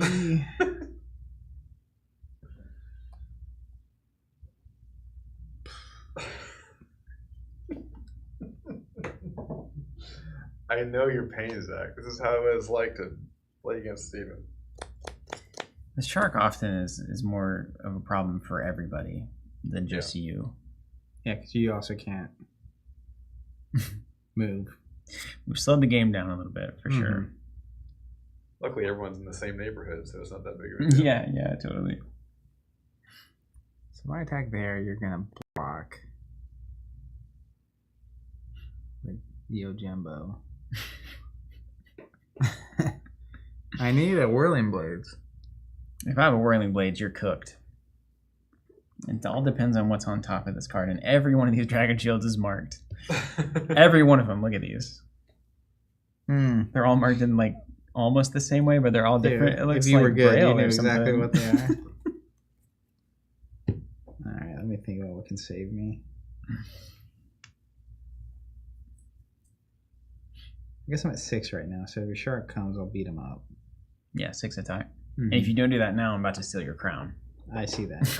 which means the shark would just start nibbling. Yeah, and your Maelstrom pulls everything towards it. Every minion. It's optional. Gross. That's wild. The damage doesn't carry over, does it? Designed to hit. Built to hit. Built to For hit. Sure. it does during the turn, yeah. Okay, cool. Yeah. I wish if it was just That's silly. pull a 4, kill it, pull a 4, kill it, pull a 4, kill it, that'd be sick. What's the strength on the shark? Shark is a 5. I don't like this. All right, we've turned it over. But you've got so much you can punch me with. Can shark come up? Mm-hmm. Yeah. Yeah, I forgot you can actually utilize the shark during your turn. Oh yeah, he's a body. Yeah. Body with a body. And does my strike still happen if the shark comes and gets it? Comes and gets it. Like if I move to, like let's say I moved over to punch your Grim Reaper, the shark strikes me. We fight. I strike it. Yep. Is the strike against the Grim Reaper still in play? Yes, if it doesn't interrupt, like it will still resolve the strike on the Grim Reaper. Yeah, if I don't die from a shark. Yeah. Learning all kinds of things. Yeah, so as an example, if I moved here to strike here, shark and I fight. But let's say, can you block with the illusionist at that point? I have no idea. Yeah, because you'd have to move and block. Would the shark be around at that point to eat you as well? Yeah, we could look in the rule book. Oh yeah, it's okay. Yeah. Like if I move to strike the thing, he moves to block. But when does the shark get in there? Yeah, does your move... And do I kill the shark before the shark can kill his illusionist? You declare an attack and tap, and then does the move happen yet? Because how does shark read? Whenever an enemy enters or moves between sites in this body of water. So I think it would happen before you block. Surely. I think so. Because it move and attack. Yeah. Because it's when I move. You declare a move and attack, and then you execute. You're interrupting. And then the move you would have attack. to be there before I can move in to block, right? Otherwise, you just stay here. Yeah. The question is, I assume that shark strike resolves before you have a chance to block. I think so. Yeah. Then that resolves, and if I'm still there, then you can move and block. Either way, it would attack you first. I think that's fair to say. Shark would be cleared out, and then I would successfully block with the illusionist. You would take 7. Wait a second. Is David right on this? This is what I don't know the rules at all. Actually, you can still defend with the illusion, but the shark will kill the illusionist. The attack won't be blocked. I don't know, man. But the illusionist can't move here unless you're already here. Unless the move to defend is before you arrive here, is interrupting my move to attack there. I don't think so. I don't think it's possible that could work like that. I don't know. The defender moves into the space before the attacker that it's defending? Not before, but it's a question of when this interrupt happens. Because if you're interrupting my move to attack with a move to defend, and that has to happen before your shark can interrupt my move as well, or if that's simultaneous, then I could see it all triggering in weird ways. But I don't know, man.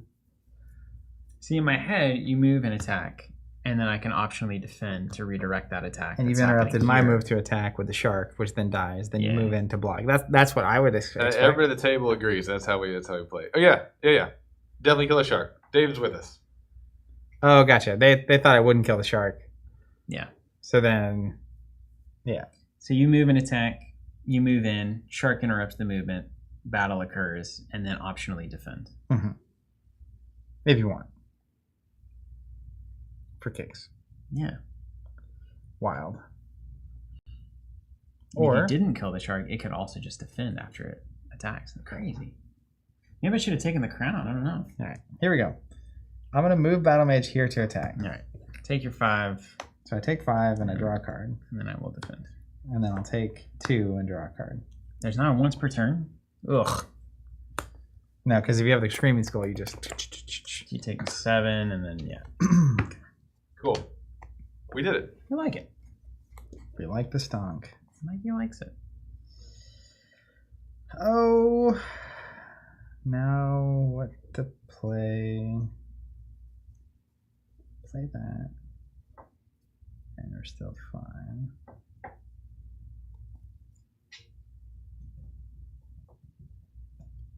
Look at that sneak thief over there again. I'm gonna start nibbling. Don't like it. Don't like it one bit.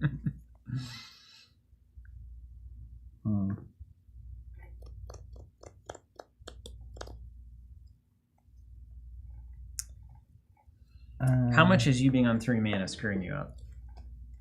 Should I have taken the crown or should I have taken the core? I think the crown was the right call. Okay. All right. But there's a lot of reasons that's the case. I think it could have been. It was not evident based on what I had in my hand at the time. Yeah, it's hard to know. Yeah. David said you shouldn't draw from killing the shark because you haven't attacked yet. Doesn't the shark create a battle? He fights. Doesn't attack. Use that unit to fight it. Oh. Okay. All right, we lost a card. One less card. Less interesting. So a strike, you don't swing back. A fight, you do swing back, and then there's an attack. That is a different idea entirely. Strike, attack, fight. Strike, fight, attack.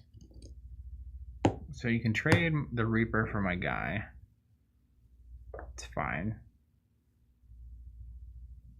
I'm at 2. It's a bit of a problem.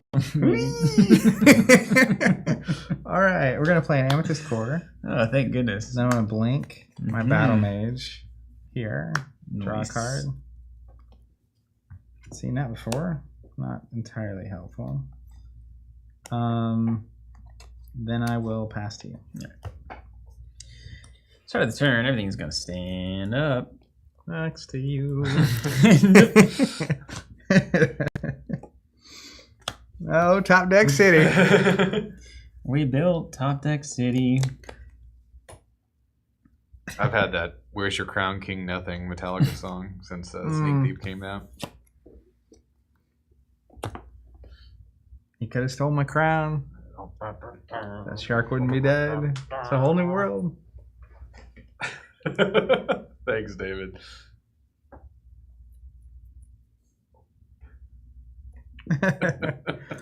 He knows. Yeah.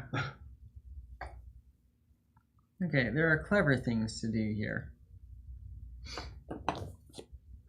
But how clever do we want to be? Do we just take the trade and say, hey, cool. Then Waveshaper can draw a sight. Sites that might matter are Undertow. Could advance a unit next turn. Any other sites that would matter? I don't think so. Okay.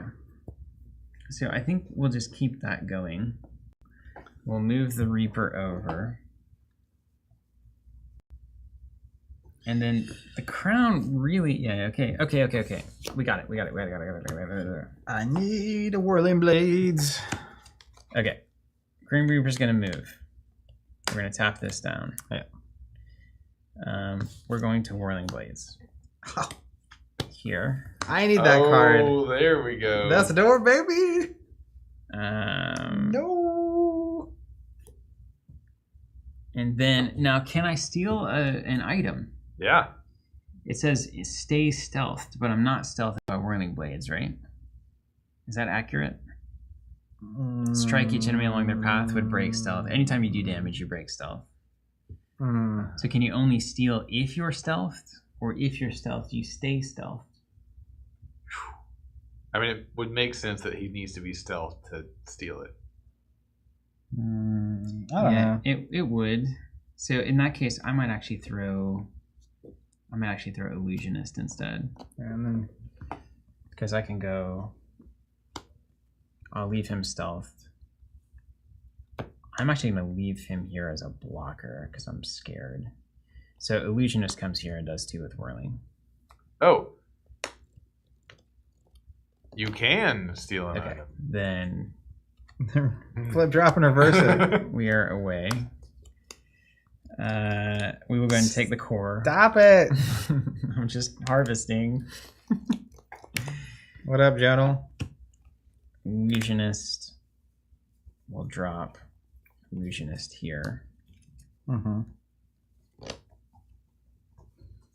then we'll pass. Water.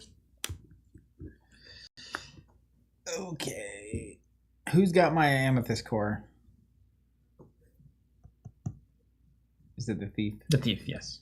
You can swing at the thief if you want to lose.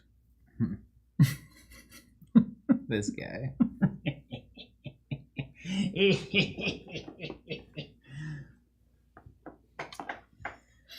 Now not having 4 resources is relevant. Yes, got him. Sneak thief has earned his place. Jesse wasn't sure. That's very annoying. Yeah, but their toilets flush backwards, so there's no accounting for that. Sweet Lord. Yeah. I do. And if there's one thing a water deck actually is paying attention to, is the direction the toilets flush. His maelstroms go the other way, if you didn't know. Oh, Lord. I'm working on my 5 minutes, man. Get that brick wall up. So I says to the guy, "Oi!" Insufferable. Oi. Very fortunate whirling blades that time. You seen how many of them? 2 of them. But you know, they're on the make sure this card is good list too, and I believe that they've proven their value. They're very good. And Tony wants to cut cores, and this is why, right? It's like, I don't know though. They've seemed pretty helpful to you. I'm just saying half the games I end up with my opponent's cores, so. Oh, the sneak thief. Yeah. It's an anti-Battlemage Avatar of Earth card. It's very good, yeah. So and this particular situation. Yeah, because you got up in my face, but then you couldn't close the sale. Could not. Agreed.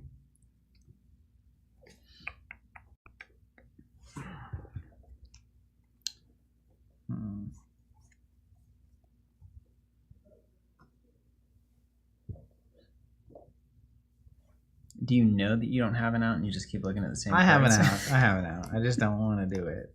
You know? I do know. Don't know if you have the strength.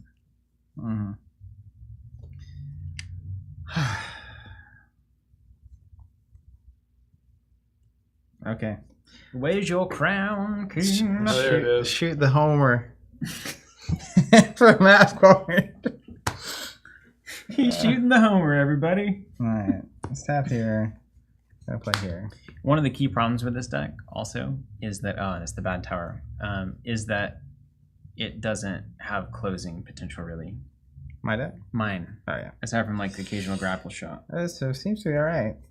Lightning bolts are trying to get in, but I don't know. I hear them knocking. And it's the bad one. Yeah, it was the bad location. Yeah, it sucks. We're gonna play some kobolds here. At the end, is the illusionist? And they can both tap. You can only have 2 in play. You only have 2 in play. Great. Yeah. It's gonna do 2 to this thing. 2 to the thief. We'll drop the core. Can I pick it up? I think so. I think you can pick it up instantly. Yeah. Nom nom nom nom. And then I'll pass to you. I guess I need a way to kill that kobold, and I win the game. Yep. You could fire a lightning bolt in that location and take your chances. I don't have them. There are definitely ways. There are cards in here that would win. Winning's good, I hear. If this was water and I could Maelstrom, that'd be an easy answer, but sadly, it is not water. How'd you get that Amethyst core, Zach? My kobold punched his thief at the end of the round. How'd the thief have it? So the thief stole it from me. Thief stole it. I thought the Amethyst core is Steven's. No, this is he stole mine. I stole it from him. I have my own as well. Oh, Zach had 2 cores out. Yeah, I stole his ruby and then I stole his amethyst. Okay, gotcha. All right, you ready for Top Deck City?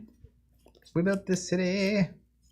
Let me look away so you can show it to the stream. Sure. It's like the jazz club, but way less romantic. Okay. What do you got? So you're looking to trade. You're looking to trade kobold for kobold, and then we end up in the same situation that we've been in. But I play a card. But now your 4 is online, which could be Chaos Twister into Oblivion. 5's online actually, because I got the core back. So Whirling Blades is back on the menu. Oh, yeah. Okay, so I was close. Kind of close. I really want... Ugh, I've got some weird ideas. I don't like them. This thing had Submerge. I could win right now with the Waveshaper ability, but it doesn't. Shame. I think you're gonna win, but I'm not I'm not the best in this scenario. I think I just gotta get as far away from water as possible. Yeah. I think I am gonna go ahead and just trade this out. Yeah, get rid of my. Yeah, I get it. Yeah, let's start there. Now the weird thing is, I actually might want to kill the illusionist first into your thing, so I can summon a new one here. And then spicy. Tap down here, and that actually seems to me to be the best like forever play. But you still have Coral Sim is still, even if they're tapped, they do their ability. Yes, sir. So. Not great. Not ideal. Not ideal. Rain, Waveshaper can flood the land, but the Maelstrom ability is at the start of the turn. It's at the start of the turn. You wish. You wish upon a star. You really wish it worked better. Yeah. Thank goodness it doesn't. Well, I guess Grim Reaper doesn't need to do anything yet. Okay. So let's just start spreading out. Start spreading the news. I'm going to put a Grim Reaper there. I like it. I'm going to swing into Battlemage. Tradesies, I assume. Or just die. Or lose, your choice. Okay, I guess. We're going to summon that bad boy there. We're going to tap that guy down. And then we'll play a pirate ship here. Mine? All yours, yeah. I've dreamed about playing a Death Illusions like that. Death Illusionist is probably the best card in the pool for water. I would truly wager that. How does Jesse feel about it? Jesse's a big fan of Death Illusionist. We were, it wasn't in the original, and then it's like, this card seems unbelievably good for it. Because with Waveshaper, it's like any card advantage card you just run. Like even Sneak Thief is that. It's like, oh, it just took a card from Zach, took 2 cards from Zach. You run it. But yeah, Adept is generating just value, just massive value. Yeah, especially at this point. It's what, put 3 cards on the board? 3, yeah, maybe 4. And then there's 2 still here, you know? Wild. Yeah, Tony, the moment you realize it's not a Genesis ability. On the one hand, it would be awesome if it was, because then it would come out and be like, here's another one. But yeah, the continuous replay is sick. Where's Drew? We need to get Drew on Weatherman commentary.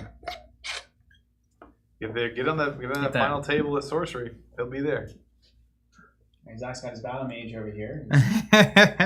It's Stormy Seas. Maelstrom is... Okay. I'll do what I must. We're going to move here. Okay. Can't do anything about that. Running away, huh? Yeah, he's kind of got to. I'm going to lightning bolt. I hope you do it wrong. This guy. I'm going to lightning bolt. You don't want to waste it on that. You can't even do it. You can take me to Decidora, dude. And then you could do like a Chaos Twister for the game. You're reading Chaos Twister? We're gonna do it here. Okay. Even is your avatar. Even is avatar. Odd is I win. Odd? Okay. I'll lightning bolt this illusionist. Okay. Oh man, that could have been so bad. It's like in I had my reasons for doing what I was doing. It could have been so bad. Hey, look at Jayzilla here. It is a nice great looking lightning bolt, isn't it? If you go back a year, you could pre-order and get one of these. I should have. We would promote Arthurian Legends subs, but they're out. They don't. So there's no reason for us to be doing this. Yeah. We have nothing to sell you anymore. Yeah, we have pre-cons and play mats. That's true. That's true. I'm happy that we still have pre-cons. There's a way to engage if you really want to. I'll pass to you. Let's see if you can continue the top deck train. This is truly where the Grandmaster Wizard looks really good. But you got to remember, like, Phantasmal Shade had a baller Whirling Blades early, so... Yeah. Hope it's a core.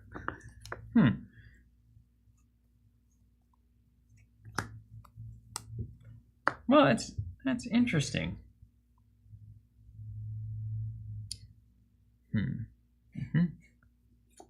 Okay.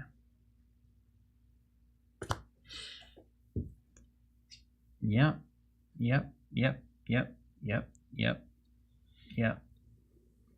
Okay. That...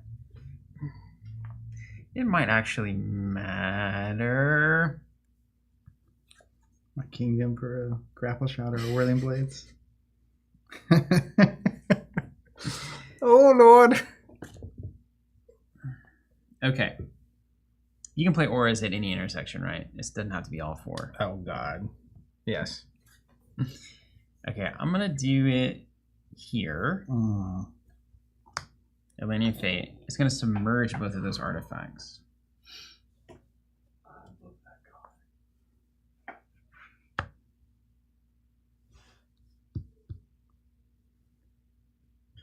It's a Haas, Zach.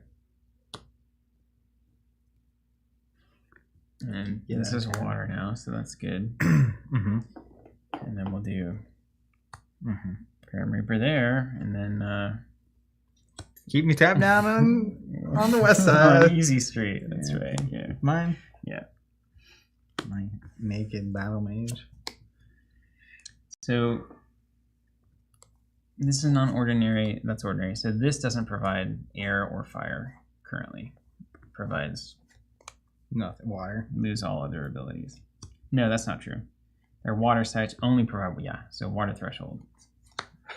This one's fine, but you've only got one fire. That might matter for the kobolds and stuff. Oof. So he took... Wait, let me get this right. He took all your stuff, and then he took most He's of like the bully on the playground, dude, man. I kind of feel bad about the way this is going. You're like running away, and I'm just like, pulling your pants off. Get off me. Have you not taken enough? I haven't eaten lunch in 4 days. It started with that infiltrate, man. I'll kill your car.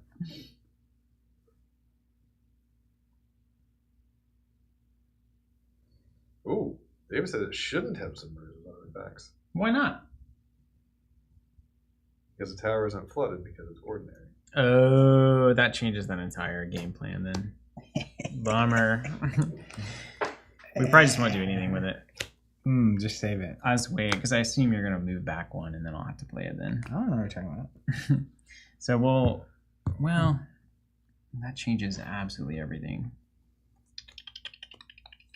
But the threshold is still worth it, maybe, to drop threshold. Let's just play it as it is. Okay. I'll just take that. Because that way I still at least have water to pursue you with. And the site the pirate ship's on is flooded because of the Waveshaper, right? Mm-hmm. Okay. No, it was flooded by this. Okay. But it's an ordinary site? It's It's not. This is not ordinary, Got it. yeah. I got it. There it is. But at least encourages you to want to move backwards, probably. Ooh, there's so many ways this goes wrong. So I have 5 resources again. You got 5. And what are my thresholds at? Does anyone know? You have 3 air, 1, Okay, 2, 3, 4 air, and then 1 fire. I'm gonna play Browse. Mm. Look at the next 7 spells, put 1 in your hand and the rest in the bottom of your shoulder in any order. Ooh, that's so good. Okay, this is unplayable. Love it. This is not. Love it, love it, love it.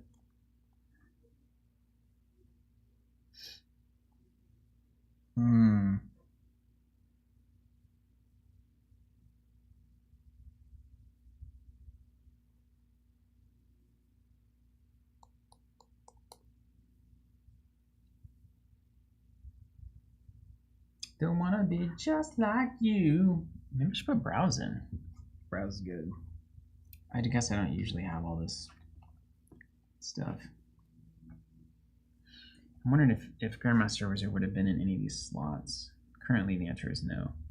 If I draw a shade, I'll know.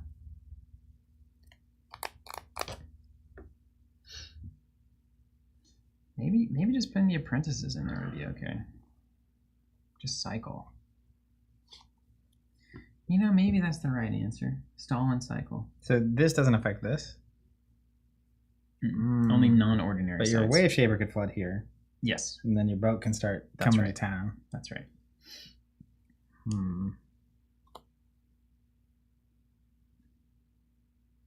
I was up above Let's get it. this card. That was up above it. We browsed. See, I'm supposed to have won by now. This is the no closer problem. I think you are supposed to have won by now. Agreed. I was glad to hold off the rush, though.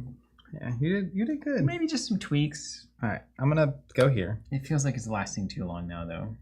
I'm gonna infiltrate and take your boat. And I'm exposed. I'll just put this thing on there. Okay. It's tapped and stealth. There we go.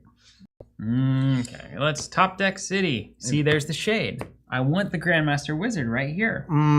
We learned. Draw 3 cards. Win or lose, you won because you learned today. Win or lose, Yeah, draw 3 here would be you won. not bad. Yeah.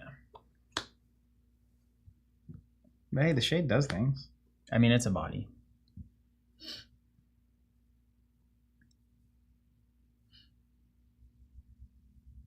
I don't know that the pirate ship's even threatening me.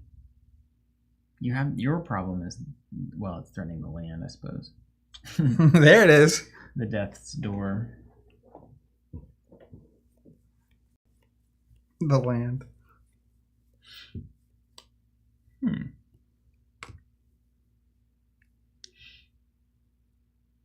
Close game.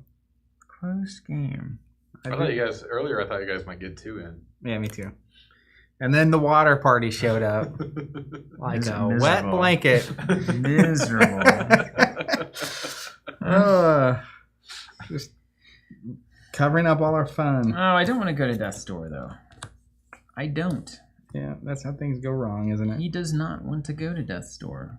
How many cards But you have? that too. That's and one of them is selected. Unless this is what I selected. Well, yeah, because I don't know what you did ultimately. But I may have given up the fact that I selected one of these to have for this next turn. Death Door is an incredible mechanic. Mm-hmm. Yes. Like, just the last 3 turns, I'm on the edge of my seat, just trying to barely make it and find a way to also get used to Death's Door. But you're also like having to keep using your resources to keep me tapped down. Beautiful. Yeah, this is the tempo issue. Infiltrate. Jesse hates infiltrate because most people don't play decks with cards, like actual cards on the table. I totally get that. Yeah, I get that too. A lot of people play the 2/3 costers and they get to 5 resources and they play 2 cards a turn. They have a bunch of card draw and all that. So, but when you play a 5 cost or a 4 cost boat, I really want to infiltrate a shark. Just really get the beat. So I think I'm going to trigger the Maelstrom. I think that's the first step here. I think I might have to accept Death's Door. There's no way I can handle both of these threats. There is though, right? There is. I could trade a card for it, yes. Yeah, because you could like move my pirate ship here, punch it with this thing, tap to lock there, and then we're back. We're minus the threat that you have to answer if I move here, which is basically, do you now have something that can keep you from dying next turn? So now you have to waste a card there. Yeah, here we are. But now you can't deal with my pirate ship. Yeah, I mean, what I'll just end up doing is I'll send you here with the Maelstrom. It's the only thing in a body of water that can move. Then I'll tap you down there, and then I'll play the Shade to block the Assassin and trade that out. But where the Phantasmal Shade ends up is a great question. This, for some reason, feels really risky, and it feels like Chaos Twister into the Death's Door. Whirling Blades would also be very good. You're running all the good cards. I mean, I'd search 7. This is the problem. Surely I got good cards. Has Zach played all his lightning bolts? Only have 2 in his deck. Oh, he could have 2 more. But like, if you Whirling, how much mana you got? 5. You Whirling, you just lose. So I don't know more about Whirling, because then Grim Reaper kills you. If you Grapple Shot into Grim Reaper, you probably don't have enough to deal with Shade. If you Grapple Shot Shade into Phantasmal and then swing, you still have to have 2-cost Lightning Bolt to deal with Grim Reaper. I've seen 2 Lightning Bolts already. This feels fairly safe. I don't really know the best place for this Shade. There are probably people that do. What up, Timothy? Glad to have you here. Probably people that do. This at least kind of prevents like a dumb Lightning Bolt Death's Door situation, I guess. Where do you want this the least? You know, like, is this the best? There's no way. Yeah, I'd protect against that lightning bolt. It's not threatening anything. Let's do that.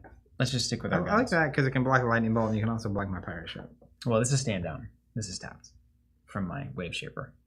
Oh, that guy's not tapped down. This guy gets to stand up. I see. Yeah, because I would trade -1 for the pirate ship. I'd at least trade 1/1 on the phase assassin. Yeah, I got you. All right, mine. Grandmaster Wizard. That would have been it. That would have been a better moment. Maybe 2 wizards and 1 lightning bolt. It gets tasty. It's a little tasty. I hate this. All right, just do what I must. I hate this. I hope you don't Chaos Twister. That would be the worst. Why would that be the worst? Just because it has the potential to like remove Grim Reaper threat and do damage, or just remove it. It's just like an easy. I'm just gonna grab a shot. Okay, and the Grim Reaper. That's it. And then.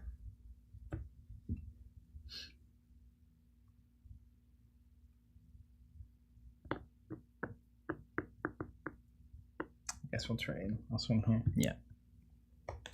Thanks for playing. I'm gonna tap. Draw sight. Yeah. Nice.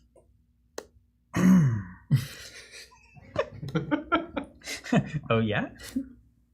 Pass you. Yeah. Man, I wish you hadn't stolen my stuff. Yeah. Infiltrate. Stealing cards are the best. Yeah. Sneak thief, infiltrate. It's really a stealing game. We're trying to steal each other's OP prizes.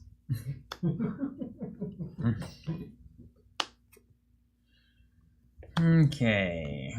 Pirate ship. Do we want it?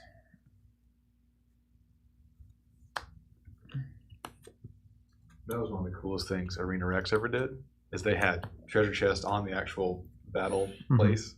that if you open them in the game, you got The prizes. thing. Yeah, it's cool. Pretty cool. I do like treasure chests.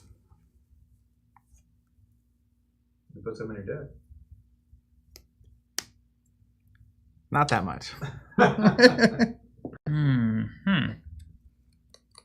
Yeah, okay. We're just gonna Maelstrom, and then we're gonna tap down our own location. Okay.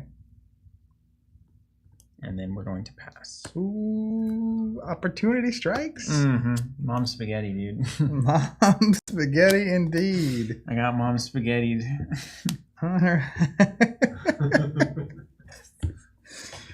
Oh, Steven. Why? Why? If I had one shot, One opportunity. I would let it slip. I'm just playing the cards I'm drawing, man. Who put these in here? I blame Jesse. This is not the winning agenda. This is the losing agenda. You heard it here first. He saves all the winning agendas for him. Yeah. The losing agendas out. Yeah. What's up with that, Jesse? Oh, this is kind of cute. Sure. This is flooded right now? Yeah. It's lame. This is not. It's not flooded. Alright, we'll go here. Yeah. It's cute. Search my deck for something that costs 4 or less. I don't know if there are any left. There's got to be a stone in here. I can go grab it for a sneak peek if you want me to add to my collection. Okay. Hey, the trinket. That's kind of cool. I like that one. I like it probably too much. Put it on the princess and swing in for 2 next turn, maybe. Okay, at least it's out of my deck. YDY.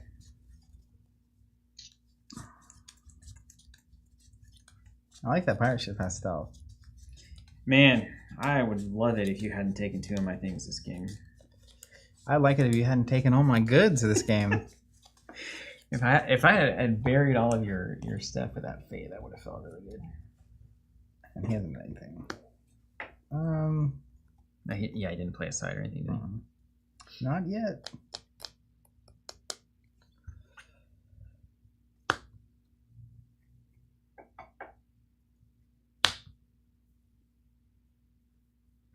It's kind of just a... That sounds like I want 5 mana play or 6 mana. I do. Yeah, this is for future Zach. I'll pass. Okay, we've got ourselves an epic little game here. A ring dinger. There's one card in Steven's deck that wins. I know there's at least one card that wins right now.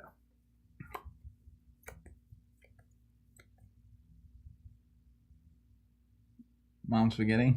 I do believe that it has arrived. Oh no. No. Let me count my mana. 1, 2, 3, 4, 5, 6. -1, -1. Okay. We're going to play Riptide. Target water site pulls in an above ground unit. Draw a card. And we're going to play an Aquamarine Core. I'm going to play a Ruler of Thule with charge. No. Charge it. Hold on. Nah, good game. Good game. So last turn, the card I had was Chaos Twister. And I was like, please play something. Play anything. I'm going to take it off the board and do damage. I was holding charge, man. And then you just didn't play anything. And I was like, Dang it. Got me. I was so he connects the bottom and top too. You can sneak around the bottom. And I was like, he's gonna move back and it's gonna be the greatest thing. And then you didn't. You drew that sight and I was like, no. That was great, man. But Riptide, see what did we learn? But also see late game Aquamarine Core is a complete Just waste hoser. of time. But if you'd had a, wizard, you just draw a 3 and it doesn't even matter. I'd have drawn 3. I would have drawn into Riptide, and the game would have solved itself. Solved itself. That's would have played itself. I don't know. I don't know. Everything performed. Yeah, I don't know. The shade performed well. I mean, I think Grim Reaper can go. Those Adept Illusionists are really annoying. Yeah, those are good. Don't you keep Grim Reaper because of the Grim Reaper Whirling Blades dream? Yes. It's not even a dream. I mean, I was Whirling Blades the whole game. I could have Grim Reaper or Whirling Blades. You just weren't playing anything worth having. Yeah. Well, it's the Battlemage thing, right? I don't play a lot of units. Yeah. But Grim Reaper good against Whirling Blades on a Death Dealer or on the Death Speaker if you get their Apprentice Wizards and stuff. It's That shark is also obnoxious. Yes. Yeah, I played all the obnoxious cards. Sorcery that was great. fun, man. It's a great game. That was good. What an awesome back and forth too. Yeah. Yeah, that's the kind of sorcery games I like the most. That's great. There was a while I thought I was going to win, and then there was a long time I thought I was going to lose, and there was a while I thought I might win. And then there was more time where I thought I was probably going to lose, and then I was like, and then you killed me. Dude, same. And see, look what was waiting. Gyro Hippogriffs. Airborne that was charge the one I there was is like, maybe I should Smash put them. them in instead. See, Tony talked me out of them. Maybe I should talk myself back into them. Those are very good. Is Tony even good at this game? Why don't I listen to Tony? Why am I listening to He Tony? definitely won a lot of events, right? I don't know if Tony's won or lost any events, to be honest. That's funny, but we should give him a lot of trouble because he ate those hamburgers with us that one time. Yeah. Man, I wish it would be like Steelers. The gall on him eating hamburgers with us. Yeah. Who does that guy think he is? That place was awesome, dude. What was that place called? Midnight Diner with beer and breakfast. What was that place called, David? Like a 5-star? It was the 5-star. 5-star diner? 5 something? All I know is that at like 11 p.m. after the tournament ended, Man. I was able to get eggs and beer in the same place. Honestly, I don't think that I've ever been more happy with the food I was eating and the beer I was drinking than at that place. And it was like Had that giant plate of tater tots. Yeah. Man, And everything is perfect about that moment. And the late night hamburger. The vibe was correct. That's Vibe when was the correct. bartender was super cool, right? That Yeah, New York Bartender was bartender. awesome. 5 point. The The 5. 5 point. The 5 point. Yeah. That place was sick. I'm gonna be sad that I don't get to go back for SorceryCon. Well, I have to go to the have some reason to go back to Seattle. casino instead, maybe. Thank you guys so much for watching. Thanks for being here. We love this hobby. We love you. We love our families. We love this country. Academy Award acceptance speech. I'm That's proud begun. to be American. Take care of yourself, and we'll see you hopefully next Monday, unless one of us is having a baby. One of our spouses has the baby, but we get to participate. The royal, The royal way, editorial. And if we don't see you, I'll see you in a month or two. come over to our Discord and hang out and like and subscribe and smash anything. And be safe on the 4th. And enjoy it. Take care, everybody. We'll see you then.